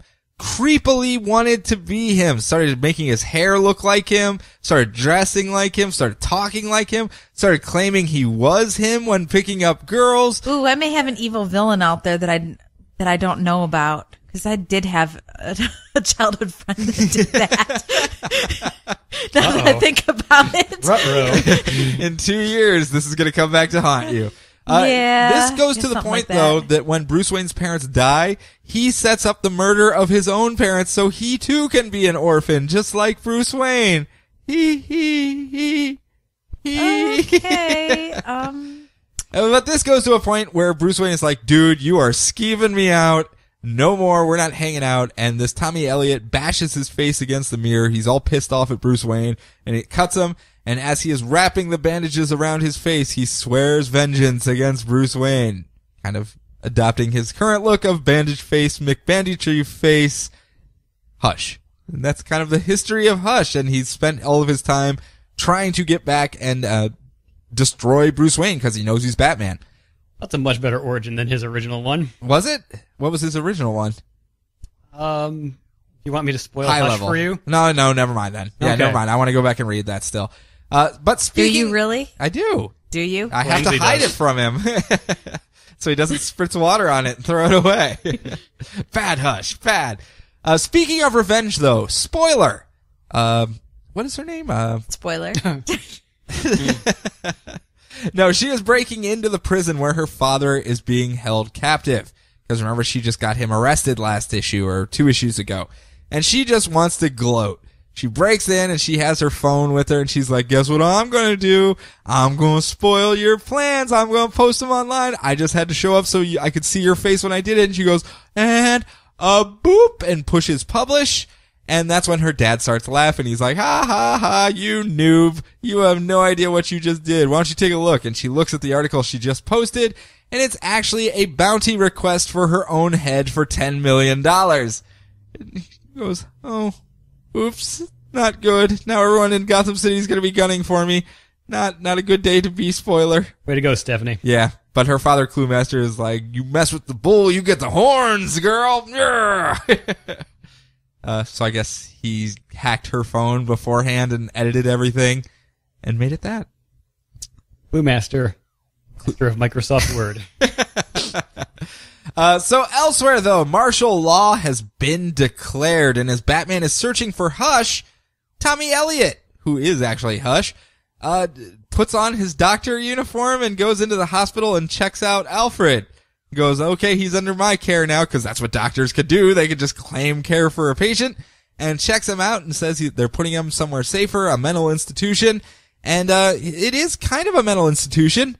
It's Arkham Asylum, but more importantly, below Arkham Asylum, where Alfred wakes up to see the disheveled face of Joker's daughter standing over him going, oh, it's you, hello, you. Exactly like that? Exactly like that. Because she's cuckoo for Cocoa Puffs. I mean, there's no other word for it. She is straight up crazy time USA, and I don't know if she wants to lop off his arm as well, but she says that she has a new master that he's going to be able to serve. And as we saw before, that was that, Deacon Blackfire, who was an old villain who is now a ghosty villain that is, haunting beneath Arkham Asylum. And, again, things not going well for the Bat family. Not at all. So moving on. Brian, what do you got? Batman Superman number 14. We are following up on a storyline where KO the Trickster, the daughter of Darkseid, has just been mucking around with Batman Superman for kicks. Still best cover. It wins. Yes, even in the week that has the Godhead covers, that cover is still just too cute. Yeah. So, she's wiped Superman and Batman's minds, specifically for Lord Satanus. Don't know how that's going to factor into things yet. And we're just enjoying hijinks where Bruce Wayne is now an idiot playboy millionaire who's Batman just for fun. And Superman woke up shirtless next to Catwoman, so now he's her boy toy death superhero. Yes, he didn't have a shirt on. He assumed things happened. Yes. So Batman accidentally lets some people get shot by Scarecrow, so he realizes he has to up his game. But then Catwoman decides to make Superman the new hero of Gotham. Yep. And it doesn't look to be the normal Superman there, as far as the black shirted. Yeah, now it's shirtless, gigantic WWE belt. championship belt. Yes. Well, you needed someplace to keep the giant S, and you have to have a giant WWE belt if you're not going to have a shirt on. Yeah. But I guess he's just going to go wrestle all the villains into submission, and then just be the new hero they deserve, and not the one they need. I guess. It's a cute little story that's going on there. Yeah, and I forget who did the art, but he did a nice job mimicking Jai Lee's style, starting over from last issue. It wasn't him, but it was well done. I think it was David Diogenes Neves? I believe you were correct, actually. Okay. I enjoyed it a lot. I think it's a nice little side story that's kind of putting Catwoman and Lois Lane in the front, and the Batman and Superman stuff is kind of the vehicle to have those two characters having fun, where it's Lois Lane trying to convince Batman who he is and everything, and of course Catwoman taking advantage of the whole situation with Superman, making him the wrestler. So it's amusing if it's something you want to check out. I mean, it's well done. You can't say it's not. Next up though, Detective Comics number 35. Kind of my joke for this week. Not a joking book though whatsoever. It is a very serious, very gritty, very dirty art style for this detective mystery type thing. Bruce Wayne's going on vacation. Alfred's making him fly out to an island or something just to take a week off.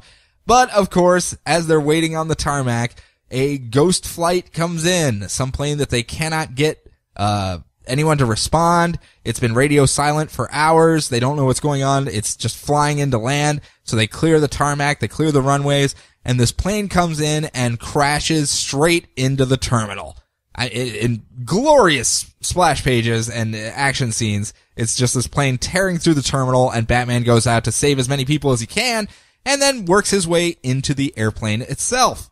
And while he's in there, the chief of police of the Gotham City International Airport shows up and goes, "Hey, what are you doing here, Batman? This is a crime scene. This is under my jurisdiction. Why are there a bunch of mummified corpses on this plane also? Maybe this is your thing. I don't know if this is in my MO. I don't know how to handle this." And Batman goes, "Well, when did this plane leave?" And they go, "About 8 hours ago from Germany." "Okay, that means we have 8 hours ourselves to solve this." And the chief goes, "Why would we only have 8 hours to solve this?" "Oh, because, I believe it's a biotoxin and we're all gonna die because I opened the plane." And that's when, over the news, someone has released a video of someone by the name of Magnus Magnusson. Okay. Strongest man, Magnus Vermagnuson. He has come onto the air and said that America has been a horrible place to the planet. He has tried dealing with them and saying that they should stop all the things they are doing to destroy the planet and the ecosystem itself. And while he is not working with the Middle East, he believes that America has declared war on the planet Earth, so he is now declaring war on Earth, or on America itself, and released this nerve agent or biotoxin or whatever it is, and it will soon spread out and destroy all of America. No pancakes for them. Nope. Not even a waffle bar for them. So it's setting up a mystery. It looks like it's going to be a CSI type mystery where they're going to play music while he does lab work, and he's going to figure out a cure, and yeah! He'll go from there. Very, very interesting art style though. Not anything like the Buccellato Manipool stuff we've been getting.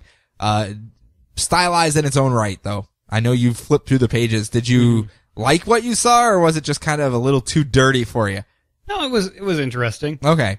'Cause I know you like the clean lines and the clean look that Manipool and Buccellato have been doing. So this is almost a polar opposite style-wise of it.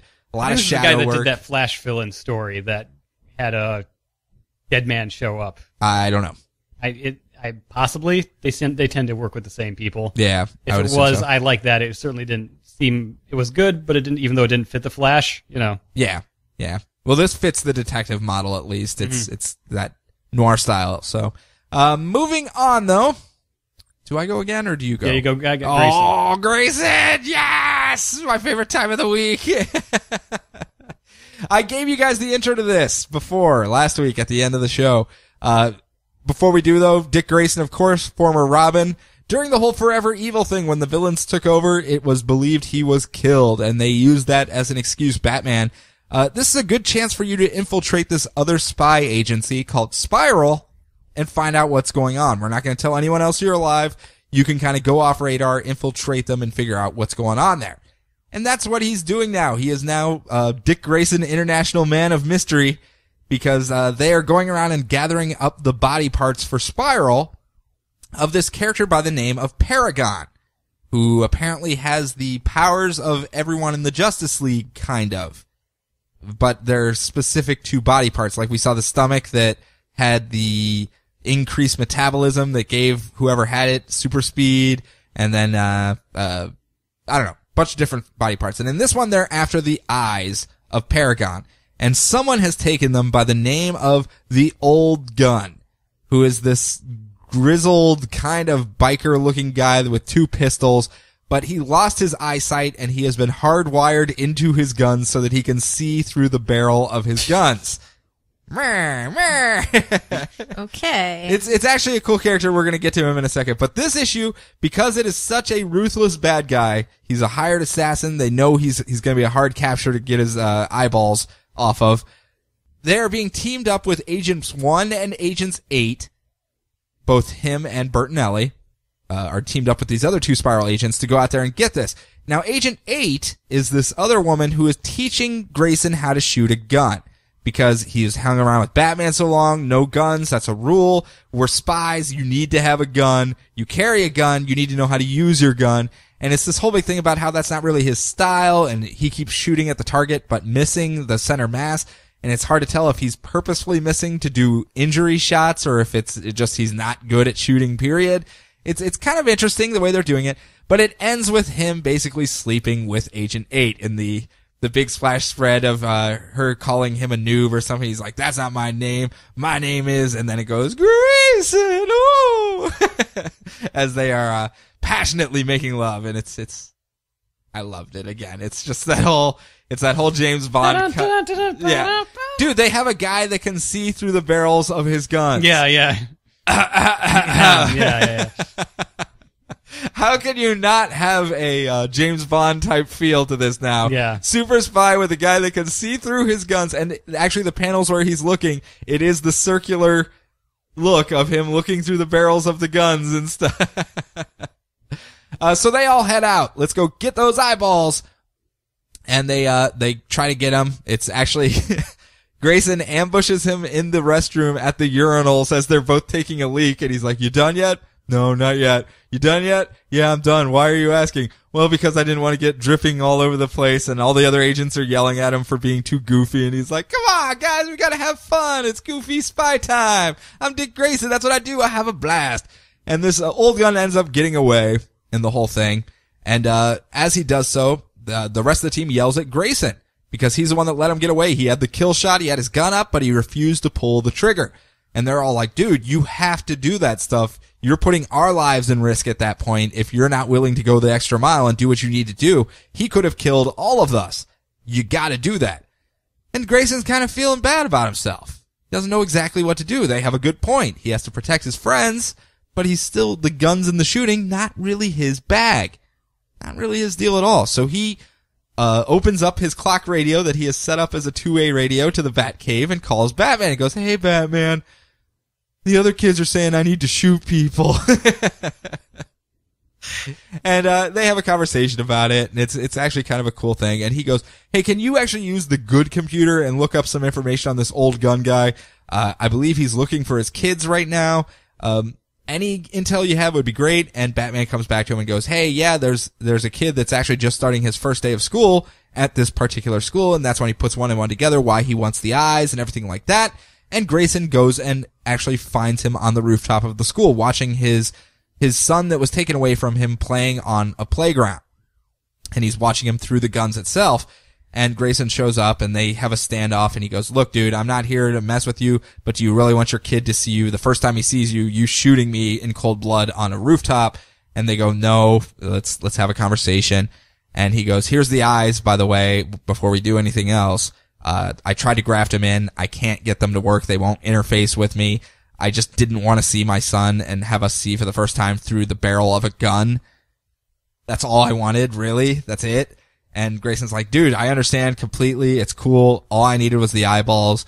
Could you keep the assassinations to a minimum? That'd be great. And they kind of share jokes with one another, and they're laughing.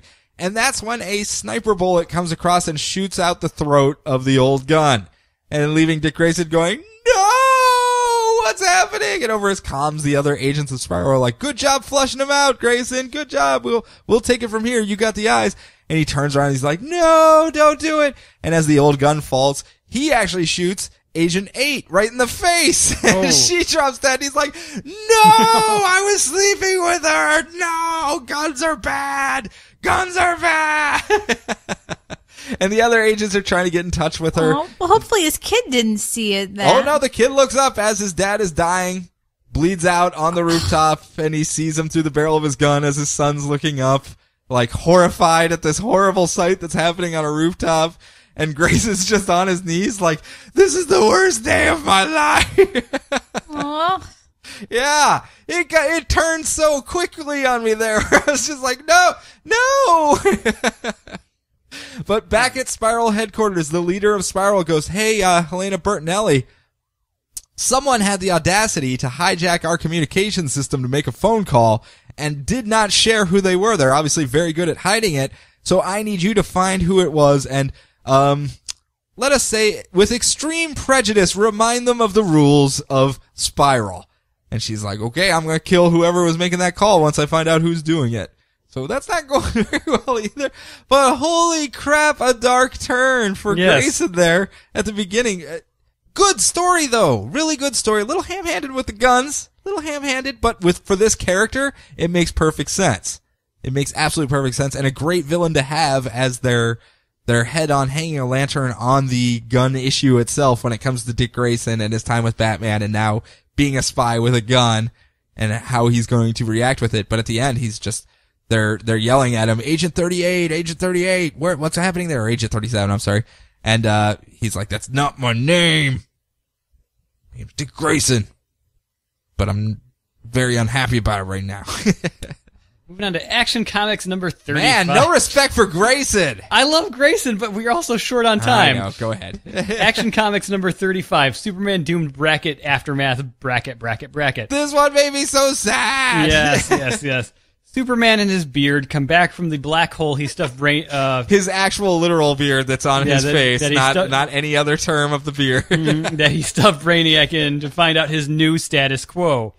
Supergirl lets him... Wait, his beard is its own sentient thing? No, I was just making sure people didn't assume that Superman was gay and had a girlfriend that he was bringing back with him so that people didn't know he was gay. AKA a beard.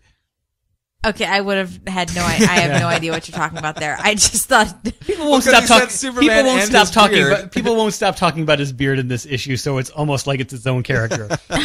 Okay. That's what I was going for. So he's finding out his new status quo after Doomed. Supergirl lets him know that we have lost the Phantom Zone projector and the following people. Mongol, Nan, Zaydu the Phantom King. Oh, that's not that bad. His entire menagerie. Oh, that kind of sucks. The bottle city of Kandor that had her best friend in it. And Dr. Shea Veritas. No! You were too ridiculous to live, Shea Veritas. No, it makes perfect sense. What are all the rumors of what's coming up in 2015? What? What is everyone talking about that might be happening in 2015? I don't know. A crisis of some sort. Yes. What was the one job of Dr. Shea Veritas? To keep an eye out for crises. Exactly. Okay. This way no one has an early warning system. Yes, the skies will not be turning red at any time. So he goes to set up shop in Smallville to help the people who were there in a 3-month coma, only to find out that Lana and her new boyfriend, Steel, are already doing that and doing just fine, thank you. So you see, Clark, you let my parents die, so now I'm dating another guy with an S on his chest. How you like that? Also, boo. Boo? I don't mind the Lana Steel. I don't care about that. I just like Lana. They're both engineers, man. They can have engineer breakfast over waffles and talk about engineering things. Yes. So, Supergirl, Martian Manhunter, Ghost Soldier, Baka the Monster Child, yes, and Metal Zero, no longer Metallo, now Metal Zero, have all taken up residence in Metropolis as superheroes in his absence. I like the fact that Metal Zero hangs out on top of the Daily Planet with Crypto. Yes, just sits there and looks for crime. Yeah. He learned from Batman. Mm-hmm. Watching for crime. So Clark writes a story about how the world doesn't need Superman anymore, and Lois Lane goes, "That's crap," and writes a Pulitzer Prize-winning article about how the world does need a Superman. It just better be one that doesn't wear a mask. Or a beard. Yeah. Also, at the end, Lana goes to visit her parents' grave, and then they turn into zombies. Ah! Oh, jeez. Where did that come from? I don't know. All I know was like, just come on, G.I. Zombie crossover. Come on, G.I. Zombie crossover. Jarrett. I would actually be down with that. I would be so down for that. It would make sense. So was that new status quo after Doomed. We will continue from there. I kind of really thought the whole Clark Kent actually writing the story himself, that they don't need a Superman because he feels bad of all the trouble he caused, and then Lois Lane writing the counter argument. That was a nice little story element there. Yeah. I thought that was a great story element, and it was well handled. They actually almost gave you the full article. It was done in caption boxes as things were happening in the background, and it was very well done, I thought, for such a simple premise. I couldn't ask for more, honestly. But since we are short in time, moving on, Aquaman and the Others, number 6. Aquaman had some buddies called the Others. They were the people he hung out with before the Justice League. They all have artifacts from Atlantis that grant them powers. And this issue starts off as the most heavy-handed reintroduction to these characters that I could have ever expected. It is, okay, well, our plane got blown up, so the operative bought us this new boat. Yeah, we got a boat now because we hang out with Aquaman. So who all is here? I'm Vostok. I am not a copy of the original Vostok that died. I am actually Vostok. And everyone else on the team's like, no, you're Captain Xerox. And that is what they call him. And he's like, I am very angry at your comments, so I will fly away. And he flies away. And then, after that, Save, who is the sister of the original Oracle type person that could see the future with her artifact, she goes, hey, I need to go see my nieces and nephews, the sons and daughters of my sister. And Yawara, the Jungle Girl, goes, well, hey, I used to be in love with your sister, so I'm going to come with you because I would like to see her kids as well. And I also have this teleportation globe. And they go, whoop, and they fly away off elsewhere. And at the same time, Operative goes, hey, I am a CIA spy type person, and I have this thumb drive from issue 1 that I need to return to the CIA. See you later. And he flies away. And that leaves POW and his grandson, Aaron. And POW goes, well, I need to go visit all of the people that used to be part of my squadron because they all died and they are now ghosts in my head that I can call upon their expertise. But I have found that they would like to go visit their families and say goodbye, which honestly, again, excellent premise. Extremely awesome character design right there for that. And he goes, hey, Aaron, would you like to come with? Yes, let us go. And they fly away, which just leaves Aquaman and Mera on the boat now. They're like, well, I think we've adequately introduced all of our other friends. Let us go downstairs where I can show you what I had Operative build. And they go downstairs, and Operative has built this aquatic love nest at the base of their boat so that Aquaman and Mera can have alone time together. The funny thing is I was thinking that in my head. I'm like, but no, that's not where it's going to go. That's where it went. Yeah, that's exactly what I was thinking. And Aquaman is going, okay, time for the sexy time, because Mera's still all jealous about Yawara, the scantily clad jungle girl that's always hanging all over Arthur, and it is kind of hinted they had a thing in the past. But he's like, no, baby, my eyes are only for you. And they go to make the sexy time, and that's when... Come check out my conch. And that's when there's a pound on the door, and they're like, Mera's going, it's Yawara. I know it's Yawara. I'm totally gonna flip if it's Yawara. And the door opens, and it's Vostok going, hey, it's me, Vostok. I come to say I join your team again. Yes, I come good time. I come good time. Let us go have fun together. It's just like, poor Don't guys. you know what the sock on the door means? Yeah. I see you have your lovely Atlantean girlfriend with her big Atlantean breasts. I am not comically Russian whatsoever. Let us go and have vodka together. But speaking of POW and Aaron, they have gone off to visit the family there, and it's the first person that died in his squadron before they even got deployed into the Middle East. And they go and visit the family, and the mother's like, oh my gosh, she can actually hear his voice coming through, and it's like this very touching scene. And that's when she's going, oh, I can't believe you died in a car wreck before you guys even got deployed. And POW goes, oh, that's not what happened whatsoever. We got tangled up in this whole like CIA thing, this counter espionage thing in Germany, and your son actually saved all of us, and it was amazing. And that's when we cut over to Operative, who is dropping off his disc to the CIA, and he's like, I'm assuming this has nothing to do with me, correct? And the CIA operative goes, kind of, it has to do with Germany with that whole counter-espionage thing that you were a part of. And it's like, oh, well, look here, we got some ties going on now. And as that happens, the KG Beast shows up and goes, for most glorious Mother Russia, I reclaim this data. And they get into a fist fight and start fighting over this thumb drive. And it looks like Cheshire is watching from a nearby rooftop. No idea what's going on there. But it ends with KG Beast stealing the thumb drive and throwing Operative over the side of the building and going, most glorious Russia, yay! And that's where it ends, with him falling to his death. And I was like, holy crap! That was a quick turn to all of a sudden a bunch of really legitimate ties with all of these characters. Because the first arc was, it was there. It wasn't the best thing ever. It was a nice introduction to characters. If you were reading Aquaman, you kind of already knew the characters, but, if you're going to start a series with them, you have to get it out of the way. It was a very obvious link with all of the artifacts, and that was what they played off of in the first arc. This one with kind of a more general civilian-esque almost link between these characters is much more compelling to me, and I love the fact that it's just Mera and Aquaman trying to get it on while there's all these people around, and they just cannot find the time because they keep knocking on the door. So, whatever. It's a lot better starting of an arc than the first arc was. So if the first arc kind of slowed down on you a little bit, try this one out, honestly. Moving on, though. Wonder Woman 34, the big final battle is continuing between Wonder Woman's forces and the forces of the Firstborn. It's the penultimate issue of this arc. Yes. Of this run. It's the reanimated statue of Hippolyta that was not brought to life by a magic baby continues to lead the charge against the Firstborn, even though all seems lost. Still no magic babies? Still no magic babies. Milan comes in. The baby's napping. It actually is napping. It's got its eyes closed. It's just taking a nap. Yep, so Milan, he comes riding in on A4 to save Orion and Moon, who are in a very bad place. Yes. Sticks his fly army on everyone, and it's creepy. And Boom tubes his way on out of there. his way on out of there, off to New Genesis to help them heal. Going full-on Wesley Willis. Yes. Full-on Wesley Willis. Go to the barber shop. Tell them you are tired of looking like an asshole. Whoop your ass like Saddam Hussein. All right. We'll explain him later. Strife refuses to let Wonder Woman die and be at peace, so she drags her back into the fight.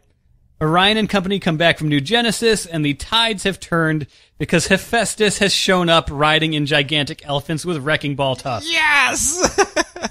Their trunks are just giant flail maces that they're just sweeping aside all the armies as they just walk through. I would like a giant robot flail elephant. Yep. Looks like a He-Man toy. It does look like a He-Man toy. Zola and Zeke get cornered by hyena men, but Hera shows up to save her friend after telling her that she hated her earlier in the issue Thank God. because she was a god again. Hooray, redemption. Everyone goes off to do their job, and Wonder Woman and Zola go to put baby Zeke on the throne of Olympus to end the war. Snappy time. They have to put him in his little crib. In his little bone and meat crib. And because, because prophecies, but of course they're stopped by a gigantic fish walrus. Ah! A fish walrus by the name of Poseidon? Correct. Yes. Poseidon Who is showing up to signed throw off a a deal wrench. with the Firstborn. Yes. So he's going to be a big old wrench in their plans.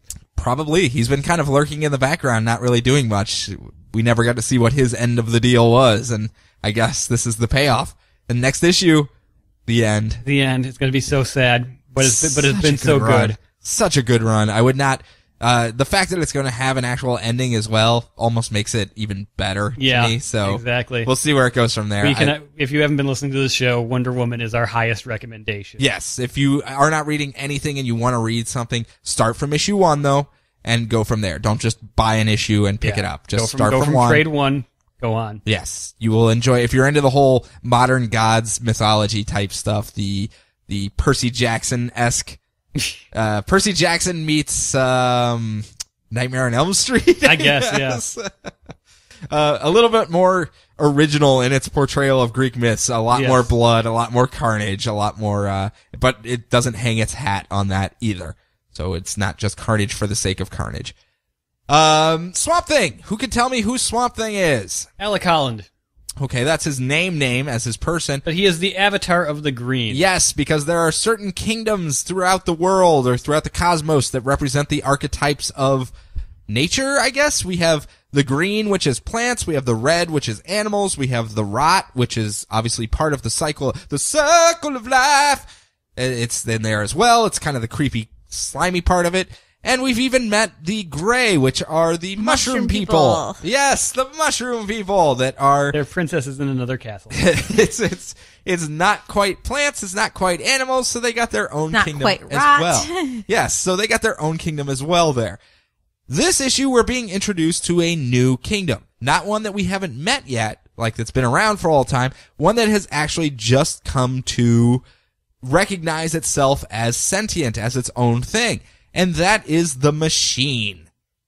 And I absolutely, as an IT guy, love the introduction to this, where they're explaining how the Machine came to be, where it's the packets. Yeah, that lost me a little bit, so I'm glad you got it. Oh, it's the circuit or the network, however you want to read it. The packets have their rule set that they have to follow. They always turn left at this intersection because that's what the packet tells them to do. Turn left, turn left, turn left. And this happens trillions and trillions of times every second. And eventually, it's that road that you always drive by that you just want to see where it goes. The packet turns right instead, and then it finds other packets that also turned right, and together they become sentient because they have made a conscious decision of their own. Now, I know you probably don't know this, but when you do internet traffic, all the information is broken down into packets. That's literally what they're called. And it's very common for packets to go missing in a transmission, where you'll have it chopped up into, say, 100 packets, and 98 of them arrived, 2 didn't, so they resend the 2 that didn't. So to think that those 2 have gone off and become sentient and formed this other little machine, it kind of makes your job interesting. It does. Now I'm just there's network issues, and I'm like, oh God, it's gonna start any day now. Cyber died.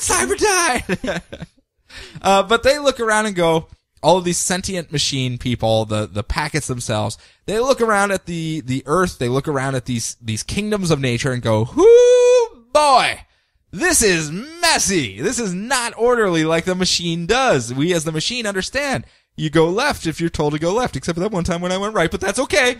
We follow rule sets. We set up hierarchies. We set up plans. There's a natural flow to things, and that's how it works. This is all chaos. There's no order here whatsoever. We should probably act as middle management for these kingdoms.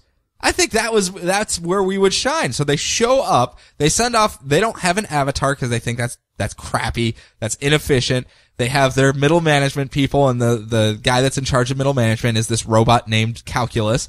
And he shows up to Swamp Thing and goes, calculus. He shows up to Swamp Thing and goes, hey buddy, we're a new kingdom.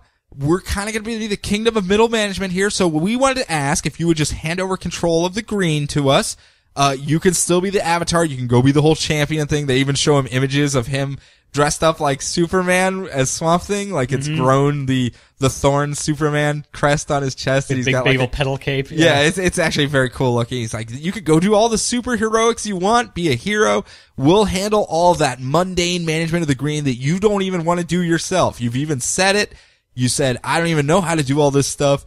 All those gloop lorp things that were out there, that was all because you weren't covering it right.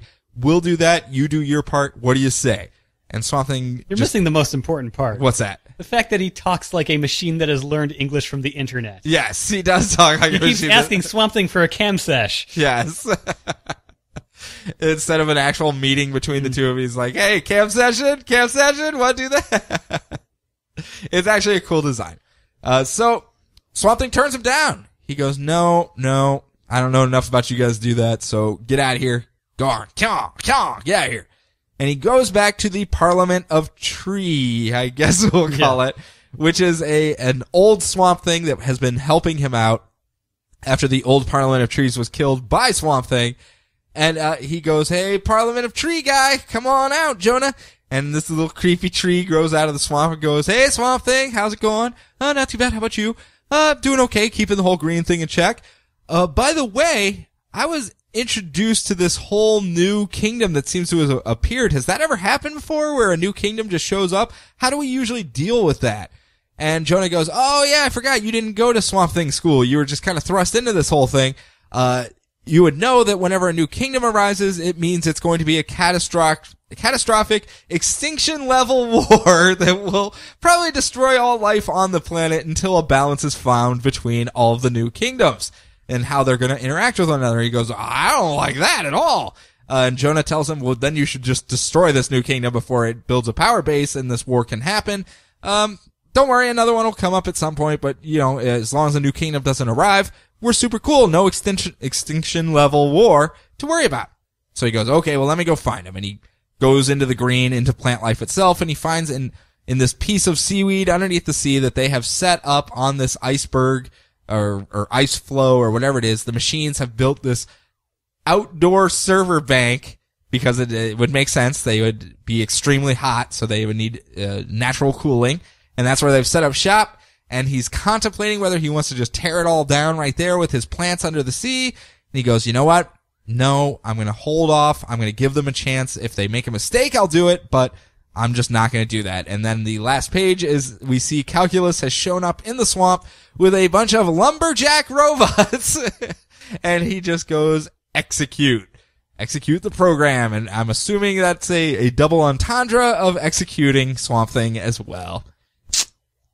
So Swamp Thing's always getting into trouble. Yeah. I really, as I said, as an IT guy, that intro of the machine, lovely for me. I'm glad you explained that, so I got even more out of it. But Swamp Thing, one of our highest recommendations on this show, especially the Cheryl Soul run. Yes, and you won't have to buy it for long, probably. Mm-hmm.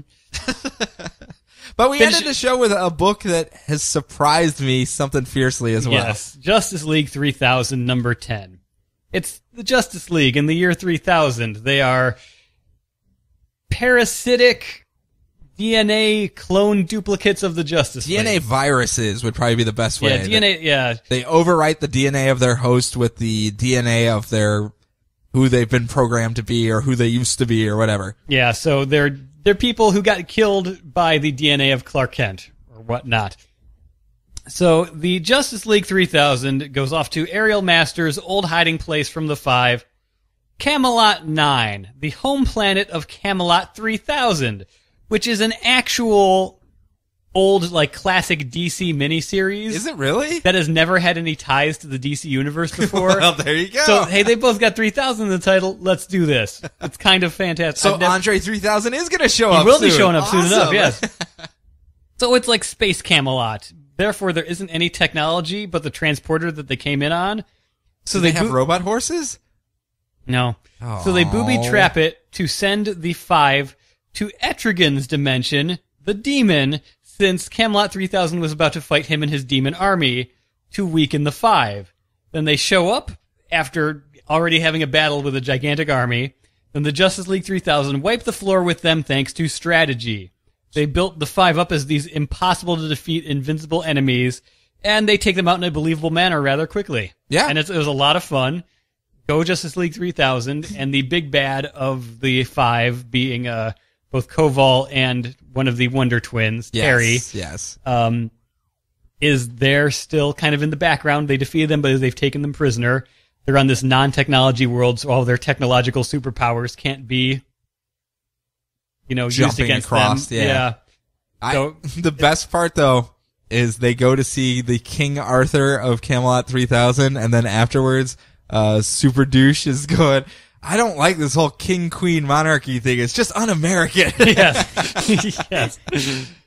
Yes, Superman 3000, aka Super Douche, is, again, one of our more favorite characters in the current DC universe. He's just so full of himself, and it's kind of like if Superman understood who he was in the world. It was just like, yeah, everyone knows me. I'm Superman. I'm super cool. I'm never gonna lose. It's gonna be awesome. I can do whatever I want. He keeps trying to hook up with Wonder Woman. Yes, and failing miserably. I swear to you, at one point we dated. It's like there's gaps in all their memory, and Wonder Woman does not remember them dating, but Superman does so hard.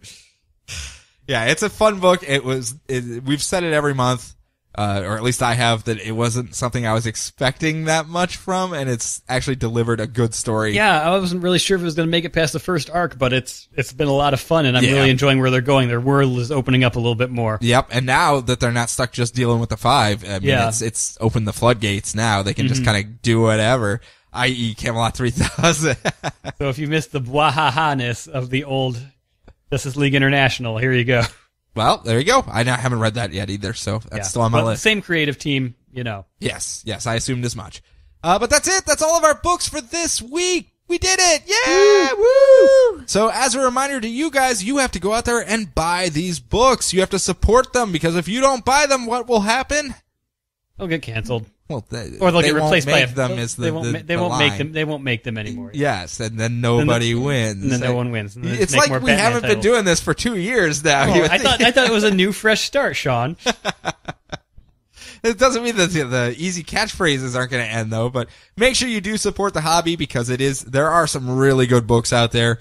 And really, the premise of this show is to let you guys find stuff that you may not be giving a chance, and maybe find something to hop onto that's kind of piquing your interest, and or keep up so that the books you are buying, you're getting more out of them when these characters kind of show up and meet up sometime down the line. So make sure you do support the hobby. Speaking of, if you want to do that next week, there are more books coming out. I didn't know if you guys realized that. We're going to do this every week. Every week. Every week. So next week, here are the books that are coming out. Batgirl number 35? Is anyone looking forward to that one? Anyone? No? Are we even going to cover it? I don't know. Is this another one on your list that you were going to check out, Kelly? New costume Batgirl. Oh, well, I like her costume. With the buttons and the boots and the Doc Martens. And I do. It's cute. I'd You wear have it. bought a pattern that you can use to make into the Batgirl uniform if you have to. Yes, I have, and I Can plan that on pattern be used for Orion too? It's kind of a biker jacket look. I hope so. Just replace the shoulder button. Naps with big circles, yes. Yeah, done. Easy peasy. Make us Orions. I don't do menswear.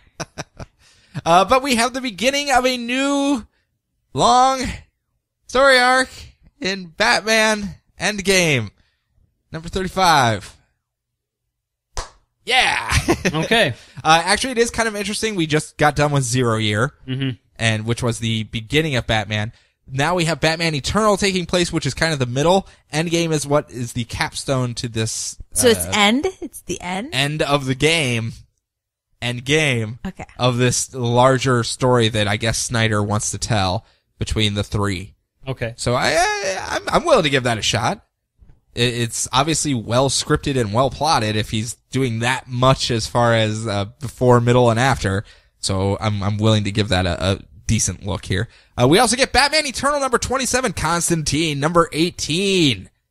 I'm kind of curious to see what they're going to do since the show is going to be starting around the same time here and how much we're going to see some linkage there. Earth 2 number 27 with Bat People everywhere. Guess what? It's that time, Brian. The Huntress and Power Girl on the cover of Earth 2 with the new Batman. They're finally getting to that fireworks factory I keep talking about. Well, that's because we're also getting Earth 2 World's End number 1. Another weekly. Another weekly that's being added onto the list that is going to detail the war that's going on Earth 2 between Darkseid and his armies and Earth 2 and their own internal strife, and whether the planet itself will actually end at the end of it. It's like a game that will end. There's a lot of endings here. Green Lantern Corps number 35. They failed to safeguard this universe. The time of the lanterns has ended, Brian. As we continue the Godhead stuff. Justice League United number 5. Wait, so that's a weekly too? No. Well, kind of it is. Because There's every week there'll be a Lantern Lantern books. book coming out. Oh, okay. And it'll just be the next chapter in that whatever week's Lantern book that is. Okay. So, kind of a weekly as well, yeah. really. Brian, I know you've been looking forward to this. We have Clarion, the Witch Boy, number 1, starting next week. Blended. I'm sorry, just Clarion, number 1. It's not the Witch Boy. Okay. Don't call me the Witch Boy. Yeah. This one's gonna be dear to us, I think. It will be. It's gonna be dear to us. New Suicide Squad number 3. Looks like Harley Quinn and Joker's daughter have finally had enough of one another. Being on the same team and being the exact same character practically. Superman Wonder Woman number 12. Future's End number 23. And of course, World's Finest number 27 because they finally made it to the fireworks factory. Yeah! Woo! Woo! Woo! Woo! Just as many good books there, I think. This week was kind of a lineup of our dream team, practically. Yeah. A lot of the books that we really like, or storylines that we were really hyped up for starting. So it's a hard week to compete against as far as this one. But there's some really solid ones for next week as well.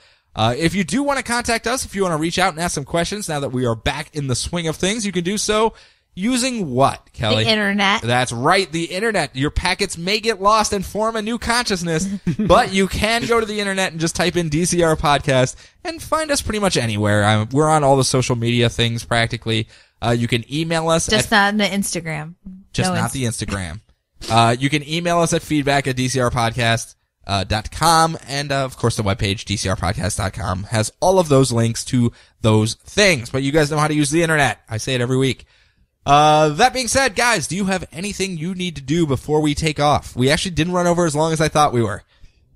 No, not so much. Just enjoy the new logo, everybody. Oh, yeah, that's right. Yeah, Brian's redesigning for a new season, a new look. Yes. Is that how it starts? Pretty much. When you relaunch something, you have to give them a new look of some sort? I get some new branding in there. Yeah, exactly. Brighter, shinier. Yeah. Callie, are you going to be watching all of the shows? I know you guys haven't sat down to watch Gotham yet. No. But Arrow's starting soon. I mean, I'm sure. Are you going to watch The Flash? Shut up. I hate you. I hate you. I hate you. Just throw that out. Are you going to watch there. Constantine? Probably not. Well, Really? Actually, I'm going to watch whatever Brian puts in the, Brian, are you going to watch Constantine? We'll give it a try. It seems a little creepy. I don't know. It is pretty creepy. I mean, it'd be hard to do the Hellblazer stuff without being a little creepy. That and being your October Halloween lead-in. Yeah. Although Sleepy Hollow is technically the same type of thing. That was like their creepy supernatural that they were leading in with Halloween and then just kept running with it. Do you guys like Sleepy Hollow? The first few episodes we gave it, we never actually finished it. I'm sure No. it'll show up on one of the streaming services soon enough. Yeah, and then you can binge. Yeah. Okay, well, fair enough. I have a feeling that's probably the level of creepiness we'll probably get. Recalling melting faces with black goo in the Sleepy Hollow. So Well, there were lots of murders. there were murders. Murders! That's my problem with TV, is it's too far apart, like, weekly. I need to be able to... On a comic book show where each episode is released monthly. I know. It has to be good enough to keep me interested, because... Otherwise you just binge? Or? My interest in it wanes from week to week with TV, so, Well, you are obviously not a target demographic for this. Well, but I'm just saying, if the book is interesting enough... Yeah, then how'd you do Harry Potter? There was like Oh my years. god, that was You do awful. not know. You do not know. You do not know. That was awful. I practically had a calendar counting down the days as, my eyes are twitching, like, hurry up. Okay, so if you get to like stalker level enjoyment, you'll wait the week though. Yes. So But The yeah. Flash. Shut up!